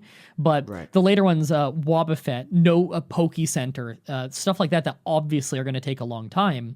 What I do is I will take a suggestion that I like that a lot of people ask that is one that I know I can do in like 2 days if I power through it. And then I do that. And while I'm editing it, I'll be grinding in the next Pokemon challenge. That way I'm working on one on the side that's one that will take multiple weeks, while I already have one done for that week. For instance, the Yamcha one I did of that ROM hack, that Dream Ball Z ROM hack of Pokemon Fire Red. That was a really fun, goofy one that I did, and it genuinely was one of the shortest ones I did because it's very, very easy challenge because the game is horrifically badly balanced because it's a ROM hack. And so I did that, and that was a very, very quick side thing for me to do that I had a lot of fun with. I did that when I did it because I had already started on one of Pokemon Black with only Bidoof, and it was taking so long that I realized I'm not going to get this done in time. I got to real quick do another one. So I did another one real quick, and it was that, and I'm just enough of a machine at this from all these years on YouTube that I can do it quick like that. I can edit fast. And no one thought it was shoddy. I never got any comments of anyone thinking like, "Oh, you cheaped out on this." Like, no, I'm good enough at it that it doesn't feel rushed. Even though it was completely rushed, but I didn't cut corners. I just work fast. And so like some of my biggest videos are videos last and I'm going to do this one the night before it has to go live, you know, like that sort of thing. And just because I have like a certain level of like, this is bare minimum what I'm able to do in this amount of time, and it's good enough, then it's usually at least serviceable and people don't say anything about it. Usually the only type of comments I get is like, oh, this video's significantly better if I spend a lot more time on it. But I never get any comments that are like, this one sucks, man. Like, exactly. And that's kind of part of my philosophy behind making these videos is that I get them done really, really fast, and they might not be as polished as some of the more like a game theory video. An example would be an example would be John Stone, who is another Pokemon YouTuber that I think is really fantastic. He doesn't do the challenges in the type that I do. He Right. does very, very different kinds of challenges that he comes up with, mostly the Pokemon, the Professor Oak challenge, which is one that I believe he came up with. That's really interesting. And he does informational videos. He does a lot of Pokemon stuff. His are very, very polished and mellow, and they're meant to be less exciting and more simply very interesting, or even good background noise. You could binge his channel like crazy as background information and probably really enjoy it like a podcast. Very different appeal on his channel. But he does make them slower, every 2 or 3 weeks. And although they're very, very polished, and that's very cool, although they're very polished and that's very cool, part of the appeal of my show is that because I rapid fire them out so much, people don't mind that there's a little bit less polish and they're a little bit shorter, because the biggest compliment I always get is I'm blown away that you do one every week, because the Pokemon Challenge channels that came before me would usually do about 3 a year, if that. Oh my goodness. And so the fact that I do these nonstop like this, it's probably why I get people who, I actually get very, very less of this than you'd think, but people who think I'm cheating. Some people just misunderstand game mechanics in it, and that's why they think they'll see something on screen and they think that must be cheating. Like a common one, I say common, I've seen it maybe 10 times, but someone saying like, wait, shouldn't your Pokemon not be obeying you because you're above the badge level? And they don't know that that's for outsider Pokemon, ones that you trade, because the game doesn't really explain that well. Like, that's honest mistakes. But a lot of people will just say, you're cheating, there's no way you could have done that this fast. And the response to that is just, yeah, the reason there's so many hours on the save file, you see there's like 90 hours on the save file. Yeah, I was working on this from when I woke up to when I went to sleep, basically every day. And also I was doing it for not 1 week, but probably 2 weeks, because I did another challenge that was much faster, one that only takes 2 days to do, and then I can edit on the side and everything, and stuff like that. Like those all in-game trade challenge ones I did were very fast to do, and it's why I was able to keep things going at that time. I was very well ahead of schedule at that time. That's awesome. Yeah.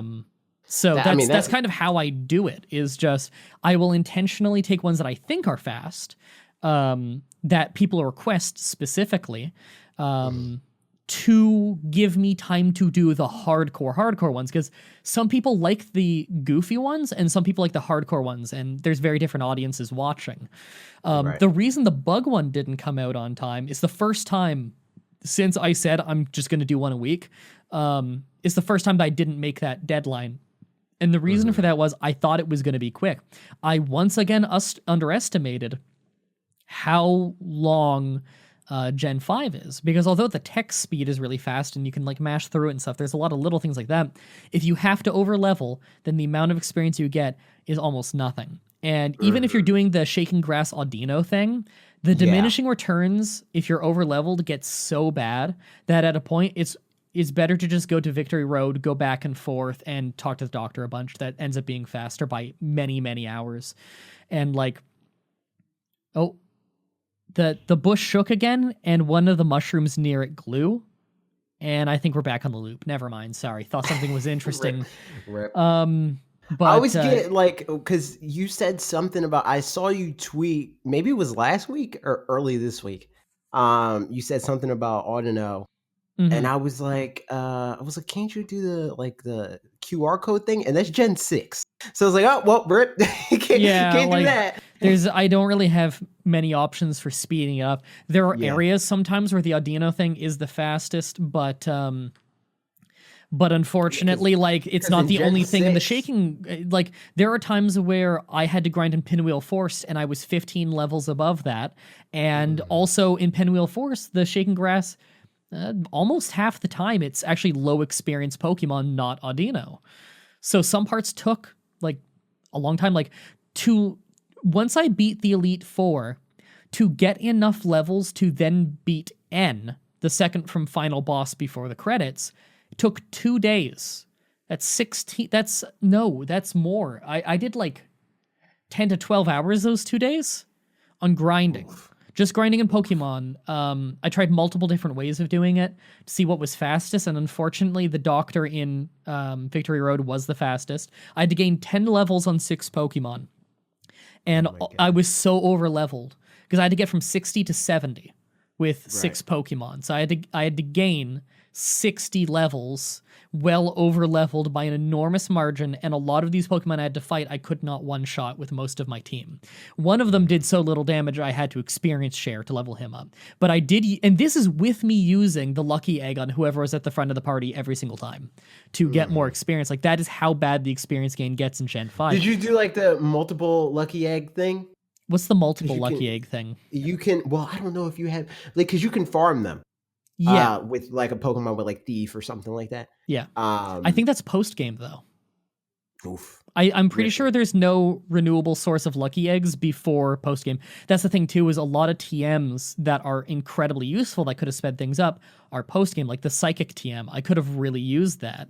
But that's another frustrating thing about Gen 5 with these challenges, is that Gen 5 is when they had reusable TMs, and you would think that would open you up to a ton of really creative strategy.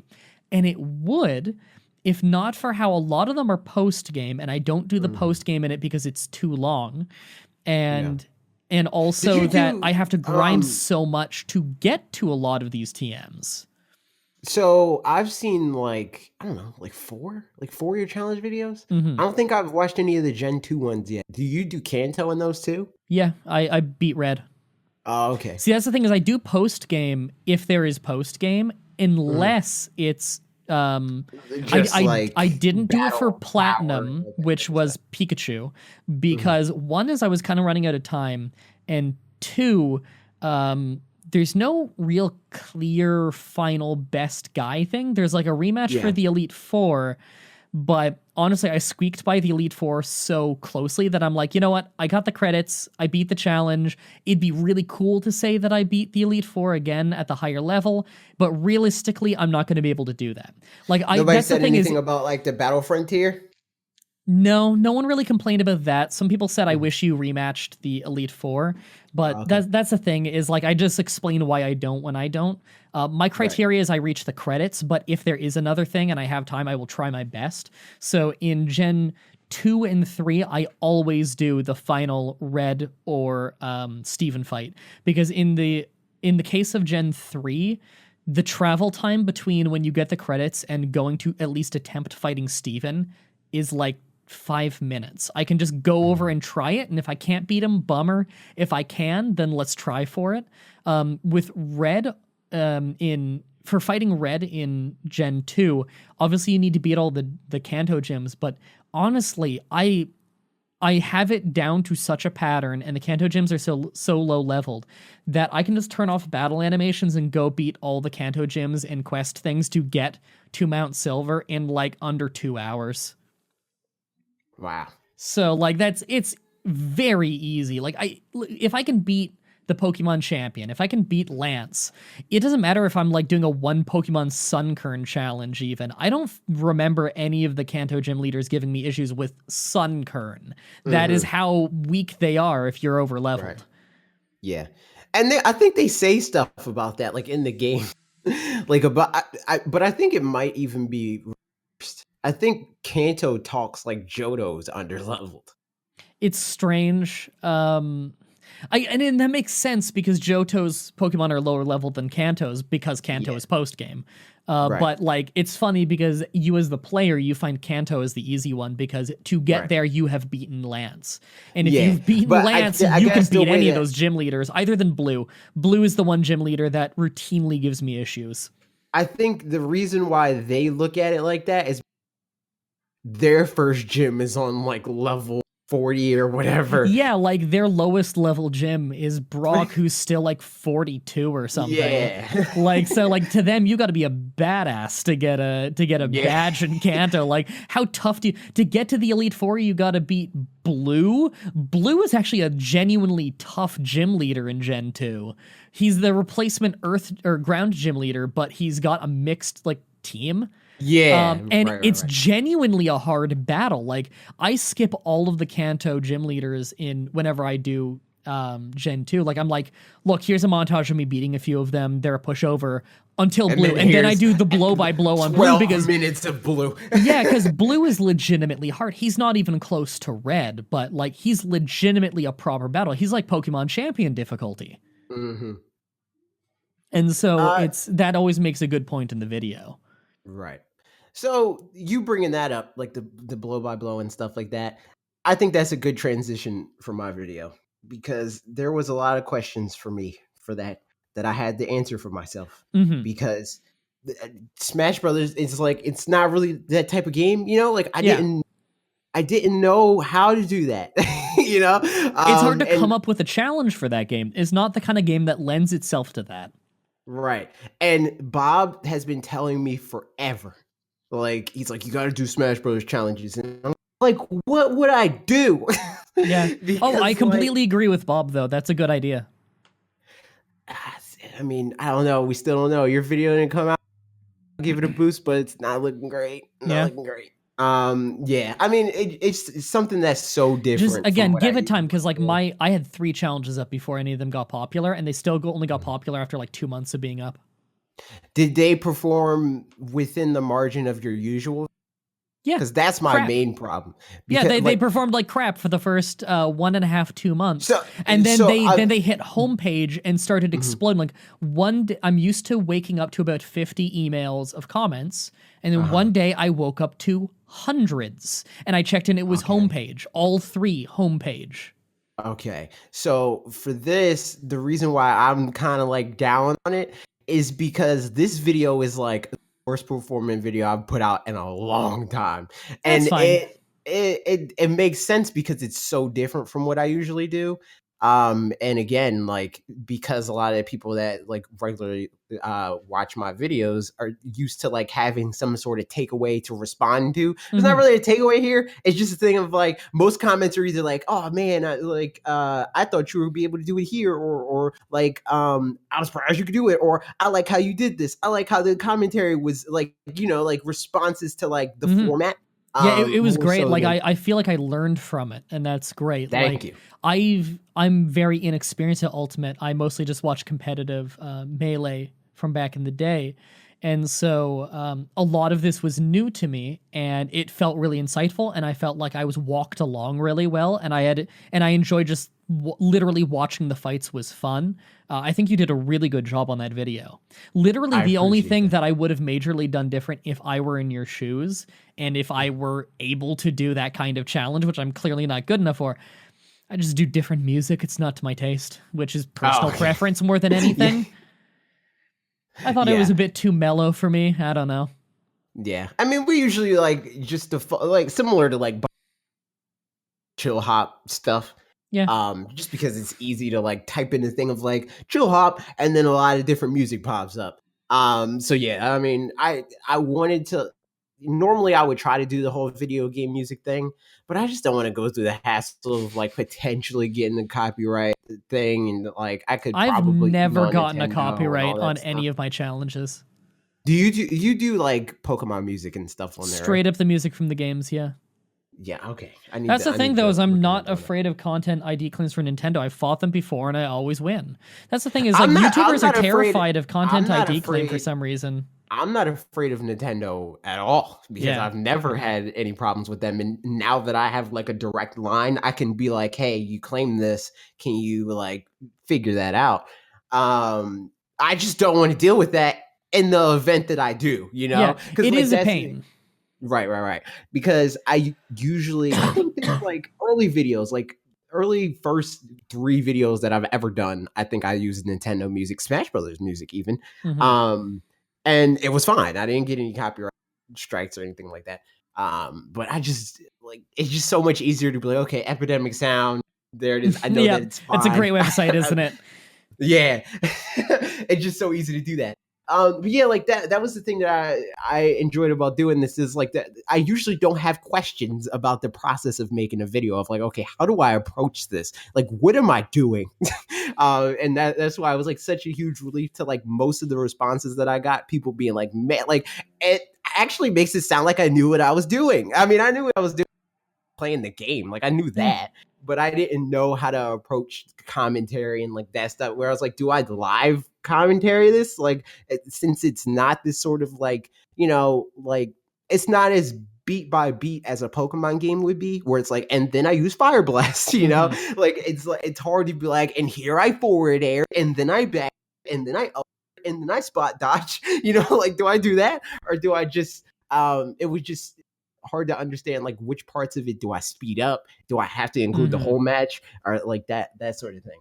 I think you did a good job on that, and it also shows that you've done YouTube for quite a while, that you come across as confident enough that I think that no matter what way you would have done it, no one would have been able to peg that you didn't know what you were doing. And that's something that just kind of comes with the territory of having done YouTube long enough and feeling comfortable enough in it. Where like with my first Pokemon challenge, I didn't know what I was doing. I had watched some and I enjoyed them, and that's why I wanted to try one, because they weren't booming at the time. There was a few that were really old and had a lot of views. There was no sign whatsoever that there was a gold rush like there is now. Like a lot of small channels, like there are tons of small channels now that shout me out at the beginning saying I inspired them. There are people who come to me and say, you spearheaded this. And I clarify that I'm not the first guy to do this, but it seems like the current trend on YouTube is it started getting really, really big recently because mine started to take off on everybody's feed. I'm not the originator or anything, but I'm the spearhead of the current gold rush, which is a strange situation for me to be in. But it makes sense because from the very beginning of the ones I did, it had great production value. It sounded like I knew what I was doing just because I'm a good speaker and I am good enough at the games. I'm familiar with them enough.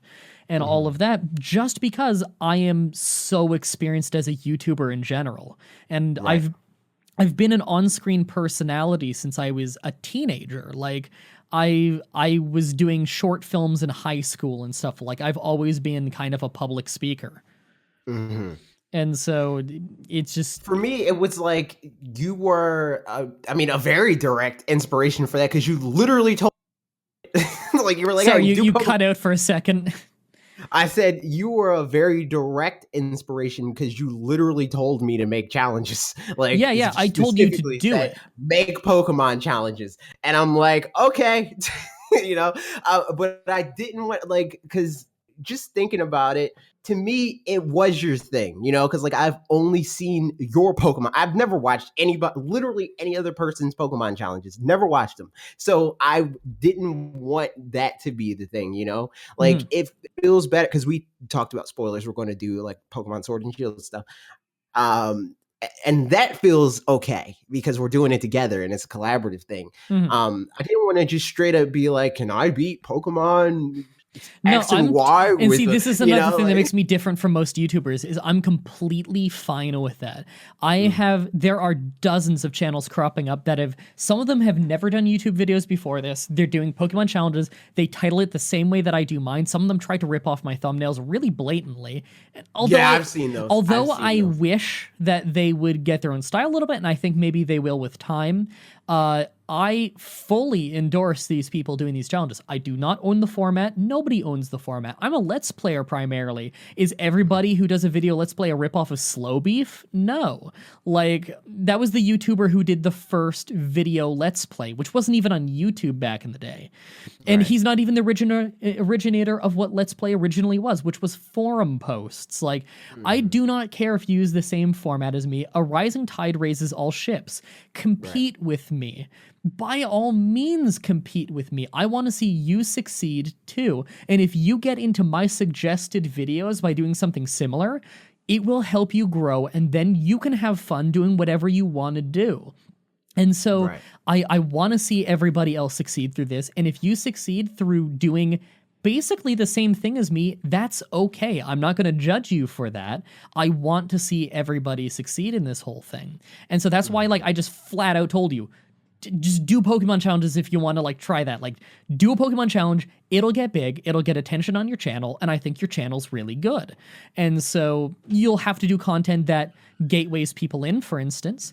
I've had a lot of success. Like, a lot of channels, they'll do something that gets really popular and then no one watches their other stuff and it dies out eventually because of that.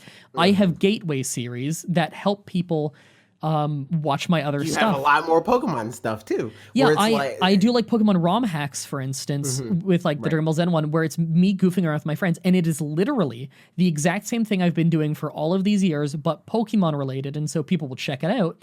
And by the end of the playlist, a lot of them tell me that they just love me goofing around with my friends so much that they start watching like my Nancy Drew Let's Play. Like I was doing Pokemon challenges at the same time as a Nancy Drew Let's Play, because all I care about at the end of the day is having fun.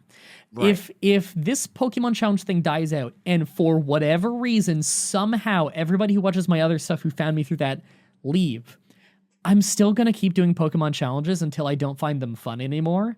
And I'm still going to keep doing Let's Play, even though it's at the detriment of my channel. Because since day one, I've always been about, it's a creative outlet. I'm doing what I want to do to have fun. And I'm really happy that other people are having fun with it.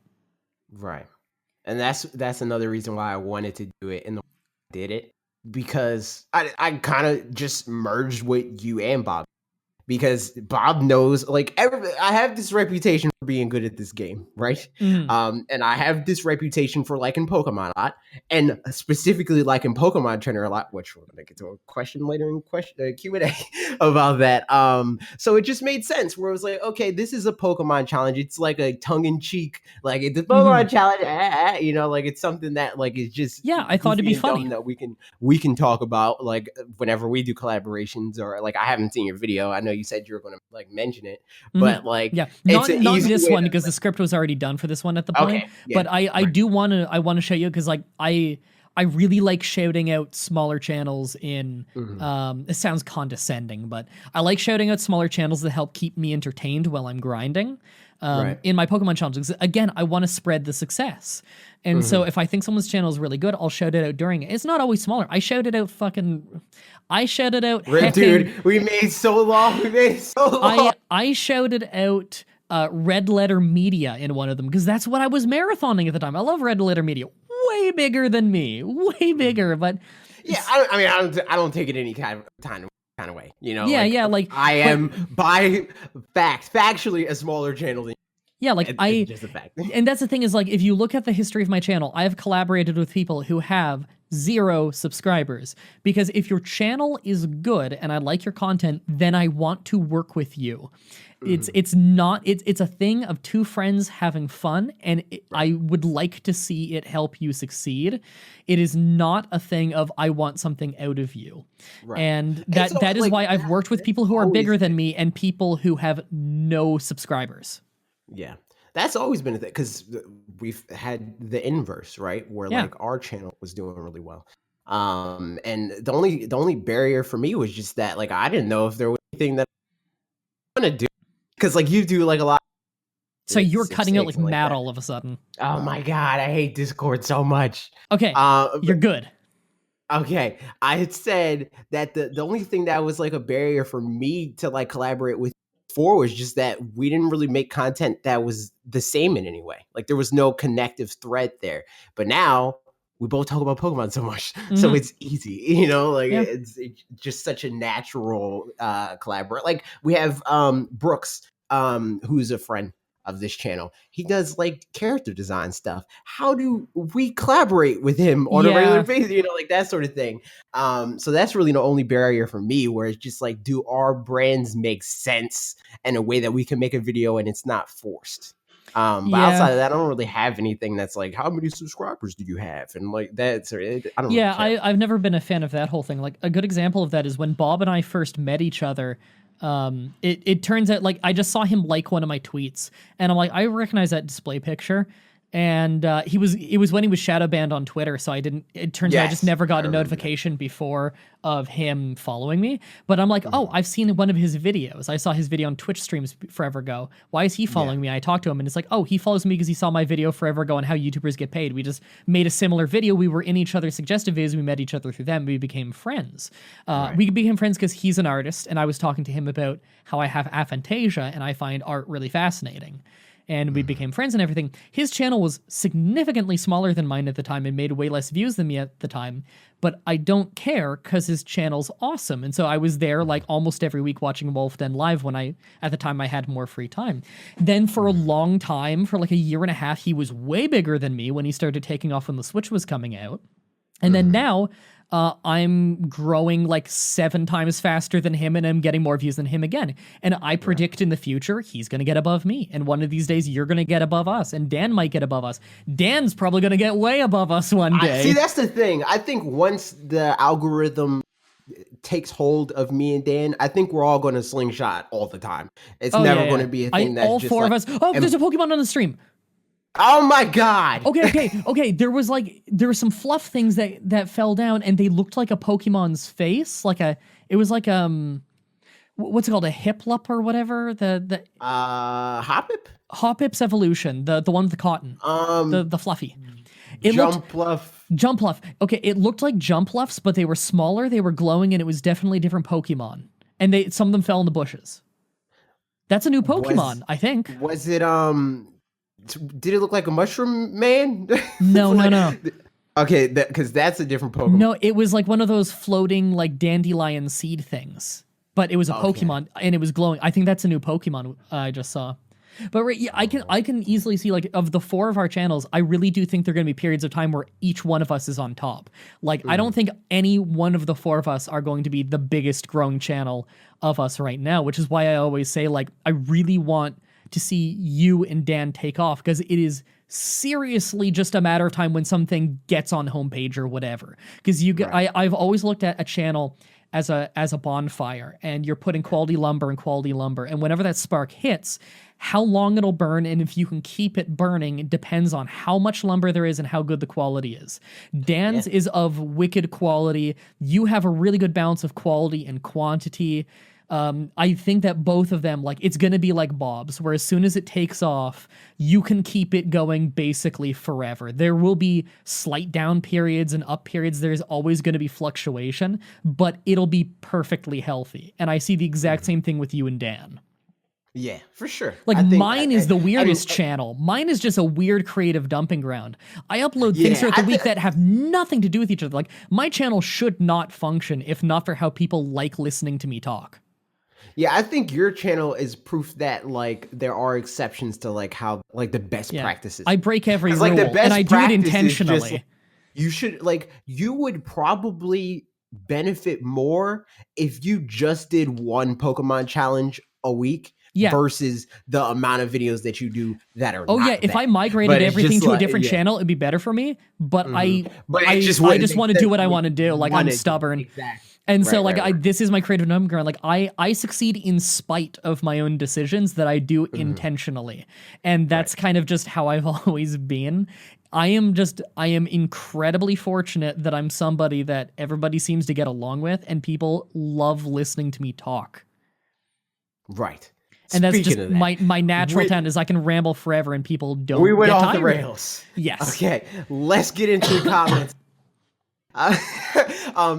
Eric Henley, he said, I humbly request a Smash Ultimate Get Good series where you teach us noobs the combos and best ways to use the characters. I want to get good at Smash because I have good internet now, but trying to practice online kills my GSP and I end up button mashing to do anything. All right. So the thing about, like, this series, I kind of wanted to, like, we like talked about, like, how, like, kind of how, shut up, Siri. I'm wondering what that was. We talk about like how I approach, like, the scripting and stuff like that. A lot of that was because I wanted to, like, inject some of the value of the other videos, where it's like I always try to have teachable moments in there, right? So it wasn't just going to be about the challenge. And, like, there was a comment from Falcon, who's a dedicated viewer who I'm sure is in the comments of this video, where he was like, oh, longest intro ever. And that's because he knows me. Like, he knows how I play this game, and he Pokemon trainer and he plays Smash Brothers. But for people that don't, that intro was all information because Yeah. otherwise you don't understand why this is a hard thing. Like for people that don't play this game, it's like, oh well, Squirtle's a character. What's so impressive about winning a tournament with a character and a roster of the game that the tournament's in? You know, like there's nothing Yeah. about that. But if I can like tell you, like, no, this is impressive because it's a portion of a character. It would be like me telling you to win a game of, I don't know, chess with only using your bishop, you know, like, Yeah, or and no like other piece. like I'm not allowed to use the B button for this run. Like that Yeah. could really hamper a lot of characters. Right. And that's like the thing. Like whenever I like if you see me play, and I'm sure we'll play Pokemon like Smash Brothers at some point. For sure.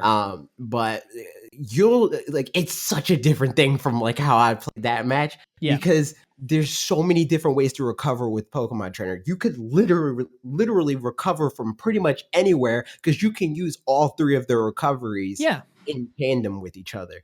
I lost that ability. And Squirtle doesn't have any good out of shield options. He's not good in the air. So I can just get juggled for the rest of my life and not be able to do anything about it. But because I like just how I understood everything else, like movement, just generally, I was able to do it. And that's what I want to use this series for. It's like whenever there's teachable moments like that to be like, and you can do this too. And this is why this worked. And this is why this didn't work, you know? Yeah, I think that's a good idea. So I don't know if I'll do like a dedicated, like how to Smash Brothers, you know, but like there will be moments like that in these videos in the event that they take. Yeah. If you were to make tutorial videos though, I would definitely be interested in that. And also, sorry, sick. Also, Eric Hendley, I see your tweets often. I like you. Yes. You're great. Yes, he is. He is great. So next, thanks, Eric.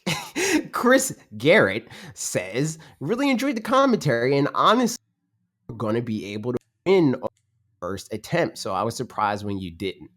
I'm gonna read that for you just because you cut it so many times during it, so we have a clean take. Okay, of it. you read. You're gonna be the reader now. Oh, sure. There we go. That's a good idea. Chris Garrett, really enjoyed the commentary and honestly thought you were a fuck me. Chris, Rip, dude, you did it again. Chris Garrett, really enjoyed the commentary and honestly thought you're gonna be able to win on your first attempt. So I was surprised when you didn't. Yeah, I did not think that I could do like a lot of, because I thought just recording it, because when I first did this, I didn't know if it was going to be a video or not. I just was tired of Bob telling me to do it constantly. I was like, all right, fine, I'll try it and see if I can even do this. So I was like, all right, I'm going to try this 5 times and that's it. So like everything that I said in that video was literally something that I did. So like I went in not thinking that I could do this because I knew the shortcomings and I knew that Squirtle is not my strong suit. Squirtle is probably the best out of the 3 if you're really, really good at this game, like top tier level. But even then, Squirtle isn't like serviceable as a character that only exists in the way that he does without being able to switch. Because like even competitive players that mostly use Squirtle still use the other ones to get back to the stage. So at no point did I think that I had this in the bag. Even with the last one, the last attempt, even though like in hindsight it looked like it was a lot easier than it was on those strings of matches, because none of them were really close. In the last, it still was like a thing of like, I don't know if I'm gonna be able to do this, but hopefully. The other 2 Pokemon, though, I'm significantly more confident that I can do that. Okay. Could be wrong, but I just feel more comfortable with them. But yeah, moving into the next one.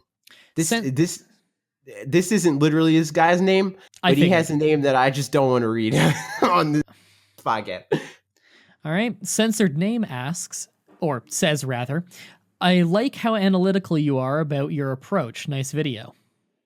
Yeah, I just felt like that was like the easiest way to make content out of it, you know, where it wasn't just a thing of like, all right, I'm playing Smash Brothers, you know.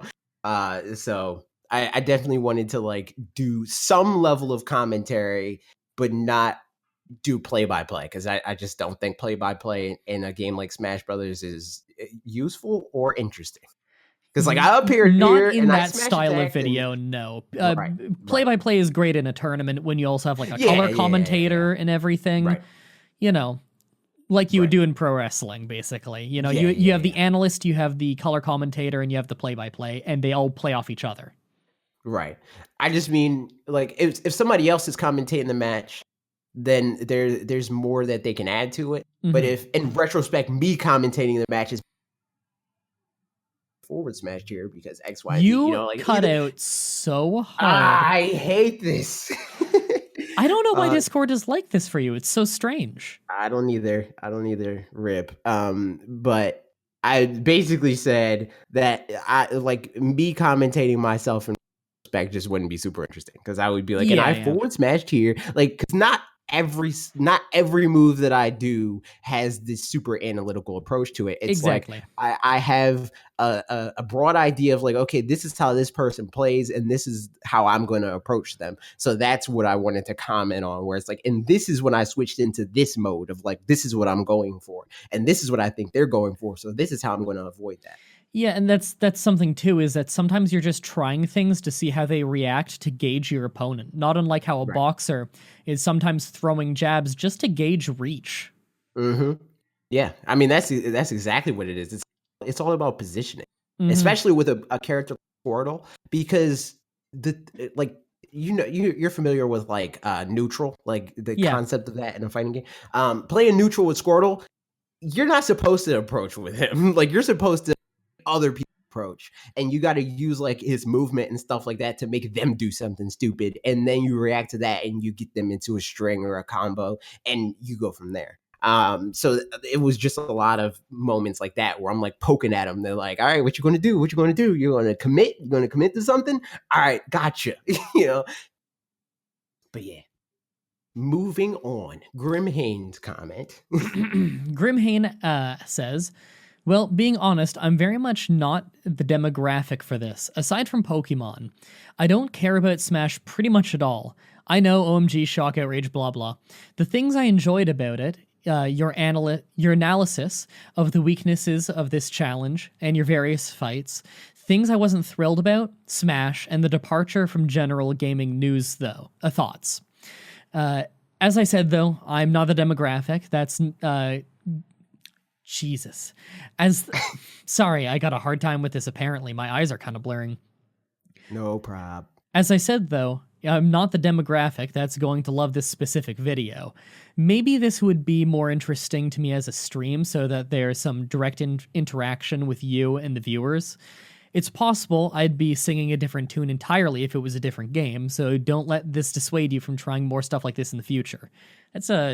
I really like the way that person worded that. That was a very understanding comment. I like that. Yeah, Grimhane's definitely like he's another Eric. You know? Mm. He's like a mainstay, and he's definitely someone that I knew back. And that's the thing that's tough about doing this type of video because it's like so different. And I want people to like the regular videos are not going to go anywhere. And in the event that these do well, I wanted to do them in addition to what I usually um but I just didn't want to like commit to that in the video because like what if it doesn't do well at all Hmm. and it never takes off? Then it would just be wasted time at that point. So I wanted to like do it and then post it on a regular day to give it like the best possible chance to succeed on a Hmm. like as a video, and then go from there. And if it does well or shows signs of doing well, I'll do another one, and then from there I'll officially say like, okay, this is an additional upload that I'll do. Yeah. If I were in your shoes, I would make maybe one or two more of those challenges and then Mhm. let them just sit there for a couple months and then they'll explode. Like, expect literally nothing from them. Just have a couple up so that Mhm. when they explode, people are aware that this is a thing that you do multiple times and not a one-off. And Mhm. you have each one in some way reference the other ones, as well as have cards between them so that they are in each other's suggested videos, and it is very clear that you have done more than one. Right. So you think that I should do like the most direct thing of like just do the same thing but on, or veer off even from there? Because like there's a suggestion in the comments from Shepherd Boy, and he says try Pichu. Yeah, Like, do you that. think I should do that instead of Do doing other two Pokemon? that, but with an extra handicap, because just doing with Pichu, like that's just a playable character. There's Yeah. nothing, the reason Squirtle's handicap isn't because it's a Squirtle, it's because it's 1/3 of a player. Right. And that's what I'm saying. So do you think it would be smarter to do Pichu or Ivy and Charizard? I would do Ivysaur and then Charizard first. I like that idea more just because it keeps with a direct theme, and it's still very clearly a handicap to someone who's played the game. Whereas with Pichu, you would need to do an additional thing like Pichu without the B button or something. Yeah. Right. I think that's a really good idea, and like don't rush super hard to get them. I would say you've got 2 months to get them up before it explodes. But again, like whenever I shout it out, it will get some kind of bump, but that's not going to be when it explodes. That will help speed it up by, I would say, speed it up by 3 weeks worth of metadata.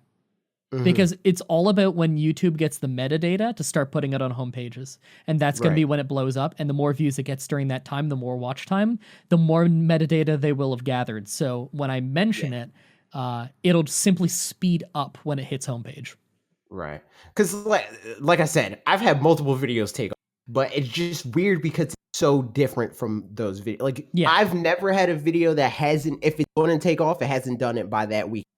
Like, it's always been like 3 days max of like, oh, okay, this video had 300 views the first hour or whatever, but on Sunday it has 15,000, and that Monday it has 120, Oh yeah, I've had a video take 3.5 months and then suddenly explode due to homepage. It was my first ever tips video was on Civilization 6, rounding back to that, and I did a tips video on it. I'm pretty happy with that one.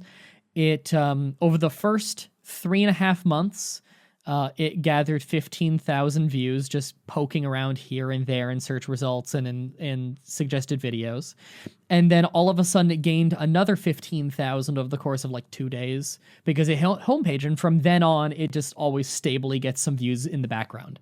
Until these Pokemon challenges, it was like probably 8th most viewed video on my whole channel, something like that, which considering the quantity I've uploaded, that's a big deal. Yeah. I think the thing that why I want this to do well is not only because of, I mean, I've expressed to you and everybody that listens to the podcast regularly knows how much but also because it gives me... Knows how much you what, sorry? Like Smash Brothers. Like Smash Brothers. Thank you. The operative word was cut out, of course. Rip, dude. But it gives me another like type of video to succeed in a different way, because a lot of the videos that I do now are so like if it's something that if it doesn't take off, it's not going to take off, whereas with this there's always the chance because it's evergreen, like maybe another Smash Brothers game comes, and then that makes the Pokemon Smash Brothers challenges irrelevant. But until that day, it's always going to be, at least on some level, interesting. Like, oh, only Squirtle, only Charizard, only Ivysaur, or whatever. Yeah. So I think it's got a lot of potential. Yeah, fingers crossed, man. Fingers crossed. But now, oh wait, I forgot. Bob asked a question. It's some stupid question. Okay, but now do it with the Donkey Konga drums. Which, my God, if you can do that, it will get big. I need Donkey Konga drums. But I replied to this and I was like, better, and I'll do Ring Fit control, Ring Fit Adventure. Like I would 100% attempt to do it like that. That might be hilarious. And I need to do, if I do that, I need to do it with the cam, like the face cam or whatever. Yeah, you got to try doing some of those, like seriously, like Donkey Konga drums or whatever, like weird styles of controlling the game like that. Yeah, I think that those have a really insanely broad appeal, and like people who don't even know the game would find that funny to watch. Like that, that's the kind of thing that normies would like, and so that like is evergreen, like that type of crap. Yeah. Something else that I was thinking about was doing like split Joy-Con. You know, like have somebody play the game, like because not only is it playing Smash Bros with Joy-Con, which already like what, like Oh why would yeah, you I've do I've that? tried to play with an individual Joy-Con before, and it is horrible. Right. So I want to do it with me only being able to control like movement, hacking, and then only control. You Yeah, know. So it's like shield, shield. You know, like that type of yep. crap. So that's another potential idea, but again, it really depends on how well it does. But on to comments from last week. Do you want me to keep Jim doing these? Pimpio, yes, Jim Okay, Pimpio won. Jim Pimpio 1. I got some for you. 1. I only experienced joy from my name being read out loud. Well, there you go. I know Parker's RIP next week, so I wonder who'll be reading comments. MDB, I mean, we both said it out loud. 2. yes. Regarding vegetarians and Pokemon, the Okay, following. context. So there was a thing of like, did people in the Pokemon eat Pokemon? And they were like, yes, 100%. A And few then I times, said, but yeah. like, right. So I was like, but like, what about vegetarians? Like, do you eat Pokemon? Because like, there's grass Pokemon. That's a So good point. like, what's going on with that? So that's why he's commenting specific. Okay. The following would be varying degrees of pescatarians, right? AKA vegetarian plus fish. I have a friend who's that. Not to be confused with Presbyterians. Eating only Pokemon with a grass typing, eating only Pokemon with grass as a primary type, Oh my eating god, only Pokemon with a monograss type. those people are the primary one. Those are the worst ones. Yep. Those are the vegans of the Pokemon world. Oh, yeah. Where it's like, you eat dual type grass type Pokemon, you're disgusting. No, that would Only be eat monograss type. mono. Primary grass type would be arbitrary. Those are people Yeah, I who know, would be that's what I'm eating like saying. meat Right. and saying it's not meat. Yeah, that's what I'm saying. I'm saying like mono, that's more understandable. Yeah. But with primary, it's like a nothing. It's just completely Yeah, arbitrary. Like, yeah, right. um, their versions of vegetarian would be eating only Pokemon products, like the fruit from Tropius. I always wonder if you pick the banana off, it would just spout blood and start screaming and die. Their version of vegans would be That eating wasn't no part Pokemon. of his comment, by the way. Oh, was it? Because I was pointing out that like Tropius has legit real life bananas growing from its throat. I was letting the people know that that's not what he Oh said. no. That's a thing that I've been bringing up for years. If you pick a banana off Tropius's throat, it's like a real life banana. Is that just like ripping? Is that like ripping one of the dangly things off a chicken? Like, what is that? I think it's probably more akin to like taking hair off a beard. Really? I don't know. Yeah. I I think that's probably what it is. why would he? I don't know. I don't know. I would be surprised if there hasn't been a moment in Pokemon where somebody tried to do that and it was like a tongue-in-cheek thing of like, ow, that hurt, but like he wasn't like, don't do that, I'll bleed. Yeah, he didn't happen and then he didn't die. Like, it's not like you just ripped the trunk off an elephant. Like, right. Their version of vegan would be eating no Pokemon or Pokemon products. They would be the most annoying of Pokemon, knowing if Pokemon goes for realism. And 3, AJ or anyone else who knows what I'm talking about, what would you think? What would you think about stab, same type attack bonus, benefiting the primary type more than the secondary type? You got the right person, because again, for listeners, he didn't specify what stab meant, but MDB already knows. Yeah, so there you go. It's an important mechanic. It's same type attack bonus is if you do the same type move as your Pokemon already is, you have an attack bonus. I believe it's 50%. Which is a really important mechanic that people usually don't know about because, again, the game doesn't really teach you it very well. Yeah. But the thing that I would have a problem with is most Pokemon that are flying as secondary types. Yeah. In fact, I think all of them are. There are a couple that are like, there's like one pure flying Pokemon. Is there? It's a one of the roaming Pokemon from Gen 5. Oh, okay, it's like freaking Thunderous or some crap like that. Well, not Thunderous. He's probably it's the other one. The other one is yeah. pure flying. I think there might have been one other Pokemon added this pure flying, but flying as a primary almost doesn't exist. I'm not Yeah, opposed to the idea if they were to balance Pokemon for it. I think that right. would be creative and cool, although it'd be very hard to keep track of. Yeah, I can tell you I just think about any Pokemon's types. I can't tell you which one's primary. right. I think that if they were to do that, it would have to be limited types, because then Yeah. it would make flying like worse, because there's almost, as we established, almost no just primary flying types or primary or mono flying types. Um, I don't think primary flying type exists, and I think like you said, there's one mono flying Yeah. type. So that would just make it worse on that end. But stuff like fire being a primary type, maybe that boosted or something, or maybe even they have effects like that, Mm-hmm. where they could have an effect that boosts your primary type. Yeah, Um, you could do something creative with that. yeah, especially for like a Pokemon like a something akin to like Arceus or Silvally, Mm-hmm. where if they have an item equipped to them, they get a different type. They Yeah. could then have an ability that would strengthen their primary type. So yeah, they could do something like that, but selective. I don't know if they did like from top down, like every Pokemon has that effect added to them. I don't think that would be good. Yeah, you'd have Um, to do a lot of rebalancing to make that work. yeah. So there we go. There it is. All right. Moving on. Crazy Derp says, I don't like Mario Kart at all, but my non gamer sister loves it. I hear that a lot. So when the app dropped, she downloaded it and loved to play it. I told her that she could use my Switch and play it, but she said, nah, I'll just play the app. I'm confused. What about you guys? Isn't the app supposed to make you want to get the Switch or not? I think they kind of moved away from that, because initially Nintendo's whole strategy was like, this is conversion therapy. Yeah. Like, we're making non. But then they Okay, eventually you like, wait, cut out on G, so it really sounded like you were going the direction of we're making oh my non-gays. god, oh my god, non-gamers, gamers. What is the worst? Wow, that was beautiful. So are you canceled now? Is this when it happens?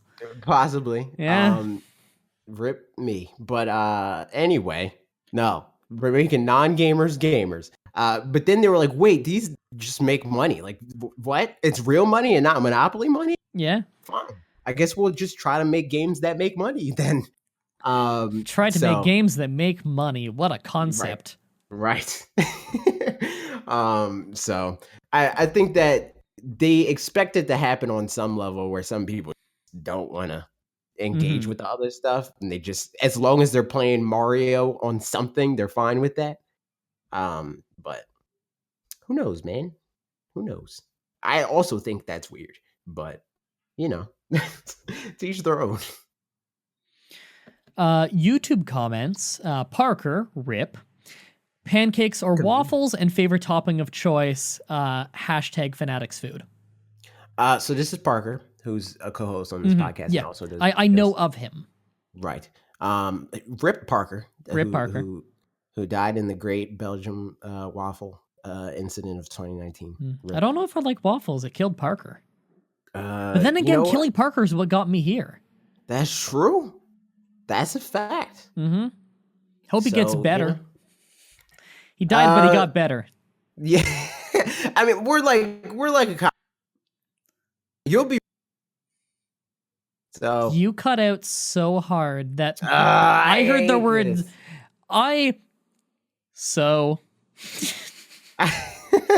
I said people get rip here all the time. You'll probably be ripped next week. So like, yeah, but it's like a comic book. It's like a comic book. People come back and die all the time. Sometimes you die and sometimes you get better. Isn't that how Jesus went? Sure. Yeah, he died and then he got better. Yeah. But on the subject of pancakes, duh. Sorry, did you say pancakes? No, I said waffles. Oh, You said, on the Yeah. subject of pancake, duh. That's what I heard. I hate Discord. Are you Discord's- also recording? No, I wish I was. You now. probably should have, just because you could just sync my version of your audio to Yeah. that audio, and that would auto sync us. Yeah, you know what? It'll just be fun. You know, it'll be a fun little tidbit on this episode.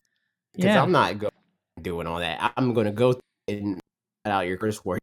But other than that, I don't got time for this. It's going to take forever for this to render because I'm sure this is over 3 hours. It's 2:23, but I'm trying to motor through just because I want to spend some time with my wife. Okay, cool. Right. So pancakes or waffles, I don't have a strong opinion between the two. So waffles. You picked waffles? I like the texture of waffles more, but it is really easy to make lots of pancakes at a time, and I've got all this protein pancake powder that I eat all the time. I'm going to say that I enjoy waffles more, but I tend to eat pancakes more. And for favorite topping, I just put a little bit of butter. If we're counting things that we cook into it, I'm a fan of blueberries occasionally. Yo, blueberries are dope. Yeah, I'm a bad Canadian. I don't put maple syrup on it. I really don't have much of a sweet tooth. It's just too sweet for me. I don't really do toppings that often. But like waffles are just made for that crap. I was about to swear. But like, like some vanilla ice cream or something, dude. That is really nice as like a occasional treat. Yeah. Yeah, man. Yeah. All right, next one. Yes. F-Zero Kid asks, pizza or taco, and why? I'll save my recipes for when Parker is resurrected. Fanatics. I think I might actually be eating tacos tonight. Oh, snap. Yeah. I'm having pizza. That's weird. Civil War. I am not a huge pizza guy. I think it's okay. I'm not a fast food guy in general. So if we're talking about like fancy place pizza, it's good, but it's not really my go-to place. Whereas with tacos, I enjoy making tacos at home quite a bit. I'm gonna say taco. I think that's an unpopular opinion, though. I think pizza's more versatile. I mean, I could see that being more popular considering Really? Yeah, I like to make my own food, and so tacos is more convenient. I think it's a lot easier for me to get pizza than it is for you to get pizza. There's some good pizza places around. Like there's some but the fancy ones here are like. Well, the thing is, we have tons of Sicilians over here, and so there are great pizza places, but they're very expensive. Yeah, here I can go somewhere and somebody $2 get half of a pie. like over here, if you're spending $2, like first of all, you're not getting a half a pizza for $2, but you get a couple slices, and it'll be like fast food pizza. Like food is very expensive in Canada in general, but especially in Ontario. And so if you want like that real good quality pizza, you can find it. The hours usually aren't great. It's usually packed because there aren't so many places that have real good pizza. And it's like a proper sit-down restaurant and everything, and you got to pay proper sit-down restaurant money. Yeah, man. Rip, dude. Yeah, so tacos, I like making tacos at home. It's delicious. Yeah. I'm going to say pizza, but tacos are great too. They're both awesome. Yes. Okay. Unlike pancakes and waffles, pancakes are garbage. Moving on. I like both. Casper says, I like Mah Dry. Thanks, I like Casper. Mm-hmm. I like Mah Dry. I like AJ. Yo. Dan's good. I liked AJ. Dan's great. Bob, he's all right. He's all right. On a good day. You know? I'm cool with him. Tuesdays, I don't know if I like them that much. But yeah, it depends. It's a mood thing, you know? Tuesdays at 10 a.m. though on Wolf Den, I don't know. I think I like Bob more on Wednesdays at 10 a.m. Yeah. Grim Haynes says, what's your favorite type of Pokemon? Fire, grass, water, etc., etc. Dragon. Poison. What is your favorite Pokemon from each generation that you care to mention? I think no. We talked about this. We were talking about this off air. Okay, are we doing this? What's your favorite generation?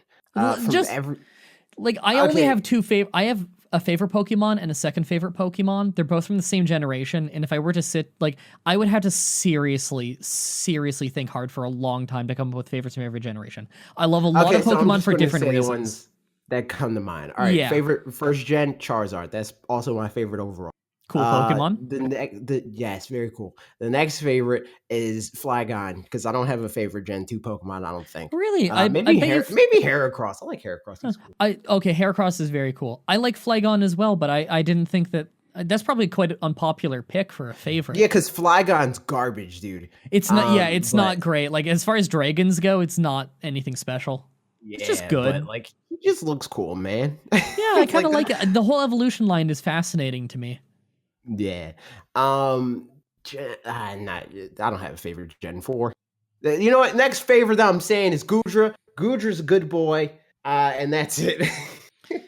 My favorite Pokemon is Drowsy. It's tied with Hypno. My second favorite is Coughing. It's tied with Wheezing. They're from the same generation. Whatever. Those are really my only answers. And the worst Pokemon ever is Ducklet. That wasn't part of the question, but like seriously, like it's become a meme at this point that I complain about Ducklet because seriously, Ducklet. Right. So another part of his question, he has a very long one here. Yeah. Sony has finally taken their crossplay out of beta (parentheses). How much do you think the generation coming to an end has influenced this? Let me read that again because I read it like an idiot. How much do you think the generation coming to an end has influenced this? I still read it like an idiot. Jesus. Or was it more influenced by Switch eclipsing sales of the PlayStation 4 in Japan? Or is Sony just starting to realize that people will still need to buy the game for a PlayStation, which nets them money that way versus them refusing crossplay or people just buying the Switch, Xbox, PC. Sorry, having aphantasia makes it very hard to read ahead out loud with something I've never read before or written. Right. Completely understandable. I'm an understanding man. Yeah, I'm a brain cripple. Oof, all right.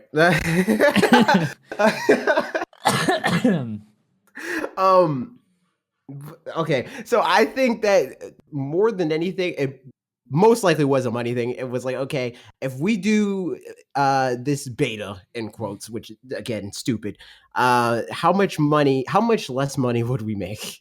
And also, I think it could have been influenced by the whole Sean Layden situation. They're the head of Sony, their game division or whatever, him leaving. I think that also had something to do with it. Whether it be he was the like last person standing that's like, no, we're not doing it, and he finally left or whatever.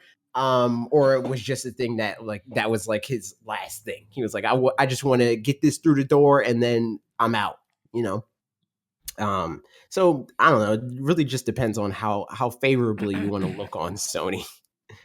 Yeah, I have no idea whatsoever as to why they're doing it. All I know is that I'm happy that they've decided to start doing it because I think that the less people need to buy the same console as their friends just to play the same game that they own on another console to play with their friends is better for the consumer. Yep. In other words, MDB admits great. All I heard was MDB admits and then it cut out. Oh man, no one will ever know.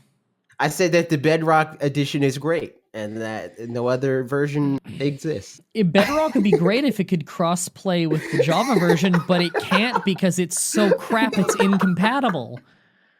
It's literally missing features. It doesn't work as well. Like tree leaves they decay at like 1/5 speed because when they decayed properly, they crashed Xboxes. I knew this was going to happen. Yeah. It's still worth it. Still worth it. What is your favorite evolution? Or, sorry, he said EV evolution. That's just me doing Pokemon. And what types do you see the next EV evolutions being of? Jolteon? Jolteon or Umbreon? Probably. And then the next one, what would I think it would be? What do you think the next What type do you want to see as the next evolution? Oh, which one do I want? Yes. Dragon. Because it's your favorite type, right? Yes. Yeah, I think you could make like a reptile gecko kind of thing that's dragon. I think you could do something really cool there. Yeah. My favorite evolution, I really like the design of Espeon. I thought that's a really cool Pokemon. And I like a lot of the evolutions, actually, except for the grass one I'm not really feeling. And the fairy one, that's weird. Flareon looks cool, but Flareon's trash. Sorry, I meant the fairy one. I probably Yeah, I slurred. know what you're talking about. Oh, okay. But I wasn't I'm sure if I saying- slurred or not. Yeah, I'm saying independently from what you said. Oh yeah. Flareon looks cool, but it's crap. But he's trash. He's the worst one. Just terrible, especially in Gen 1. Oh my god, in Gen 1 it was bad. It is bad until like recently. Because it's unbelievable. It's a physical Pokemon, but it doesn't learn any physical fire type attacks. Yeah, it's so stupid. Just terrible. like so dumb. And then what type do you want to see the next evolution? Poison, because this is my favorite type. Yep. I don't know what you would design it to look like. Like, I frankly have no idea, but I just want to see it because it's my favorite type. Another part of the question. I'm sure you'll have touched on this at least a little. But do you think the relatively low profit of Mario Kart Tour versus the initial download numbers will send a message to Nintendo? After all, Mario Run had a better opening week's profit with a smaller install base. No. I touched on why earlier in the podcast, but I think it's because a lot of the money that they likely made just in limbo right now because of the trial that they give you. So we don't get the amount of funds that are being made yet until the trial runs out and then people are charged, and then we'll be able to see like, oh, okay, that's how many people bought into the subscription. And then like once the trial period's up, it'll also then the people that opt out of the subscription give them more reason to pay for microtransactions. Because when you have the trial period, you don't really have as much incentive to buy microtransactions. And I have no opinion on it. I just know that I'm not educated enough on the subject of mobile gaming.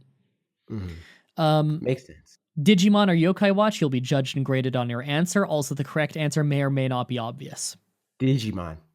Digimon. I've been playing Digimon World, the original one, recently on stream. I'm new to that game. It is incredibly janky. It is incredibly obtuse, but it is made with a lot of heart and it's completely unique as a video game. And that is my favorite type of video game, where it's like just this bizarre trip into the mind of whatever wild machinations the creator had.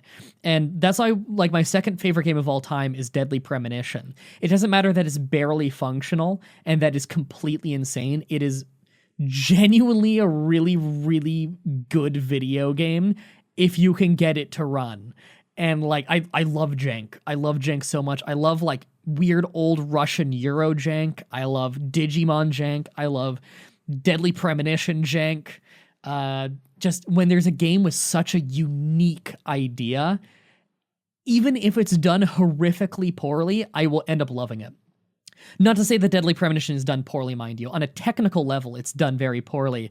I actually think that, like, people like to say, like, so bad it's good. No, the bad things are frustrating. You love it for the good things. And the good things are done better in that than almost any video game I've ever seen.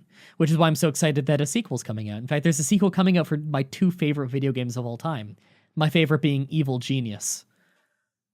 There it is. There you go. There it is. We got there. We went from Digimon. Yeah. People maybe found that interesting. And for anyone who's wondering what Evil Genius is, like the 2-sentence version, really cool 1960s spy thriller base builder game where you're the evil genius making the volcano base and you're trapping the forces of justice. Really goofy, really fun base builder. Explain your evil plan to them before they thwart you? Yeah. If you take an agent into jail and you have your evil genius walk up to them just to mock them, you get bonuses, even though they might break out and attack you, and you got to be safe about that. Like it's very cool.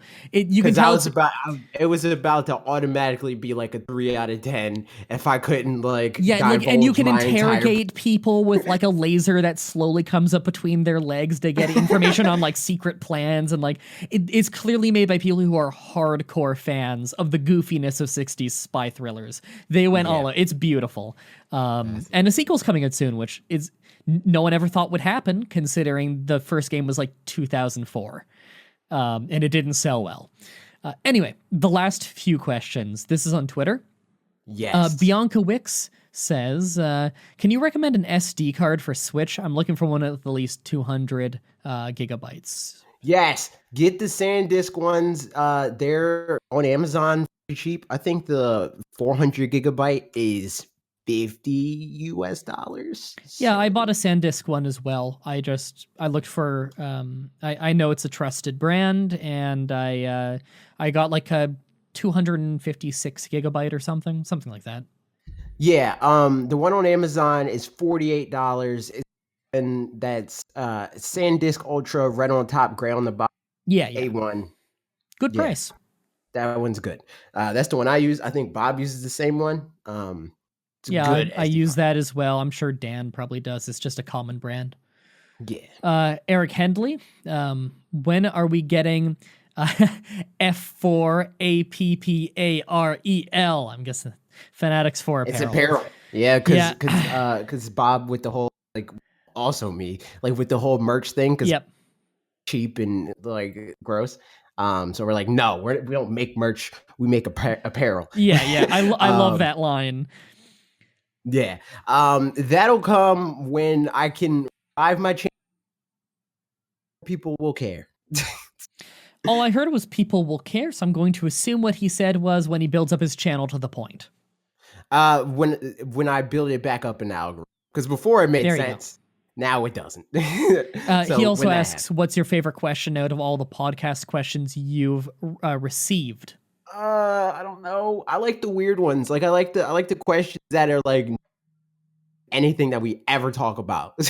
Like generally stuff that Bob asks us, where he's like, "Hey, so what did you think about this one random movie that I saw 3 weeks ago? That was weird.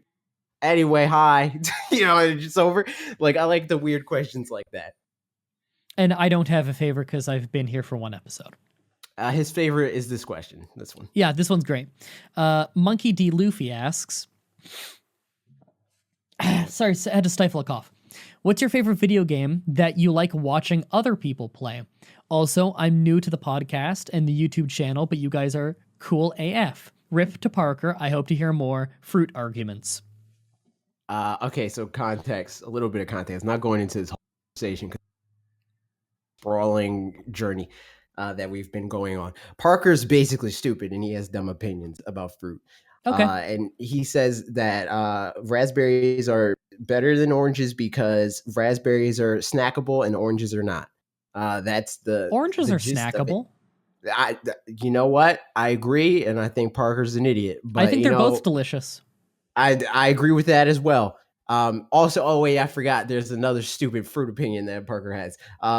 Parker says when asked if he likes pears, he says he theoretically likes pears, and the gist of his explanation of why he says he theoretically likes pears is basically like he likes good pears, but when pears aren't good, he doesn't like them. So couldn't you say that about any food? Exactly. So I like that we're on the same page here. Yeah, because you could say that about literally anything. Yeah. Like I could be like, yeah, I like music when I don't hate it. I theoretically like music. Yeah. I thought what you were gonna say is like he likes the concept of it, but he doesn't actually like how it tastes. That would have made more sense. Yeah, no. It's like he likes a good pear, but he doesn't like that's basically. No one likes a bad pear because if in their opinion it's bad, then they don't like it. God. Right. Right. Favorite video game that we like to watch other people play. I can't pick a favorite off the top of my head, so I'm just gonna say every year when BlizzCon comes around, they do the StarCraft 2 finals. My mom comes over and we watch it together, and that's a lot of fun. Yeah, that's dope. Probably Smash Brothers because it's the only game that I can watch other. But I think I feel like it's kind of a cheat answer. I feel like I'm also in the future playing it in my head. when I'm watching other people play. 'Cause I'm like, Nothing oh, wrong they with did that. that. I can also do that. You know, like I Yeah, can do that. it's And that way, learning, it's that character strategy. does this. You know, yeah, like that sort of thing. So like, Yeah. it's kind of cheap, but that's my answer. I don't keep up with Modern Smash a ton, but I do keep up with Coney, who's the funniest commentator ever, and he is a wonderful man.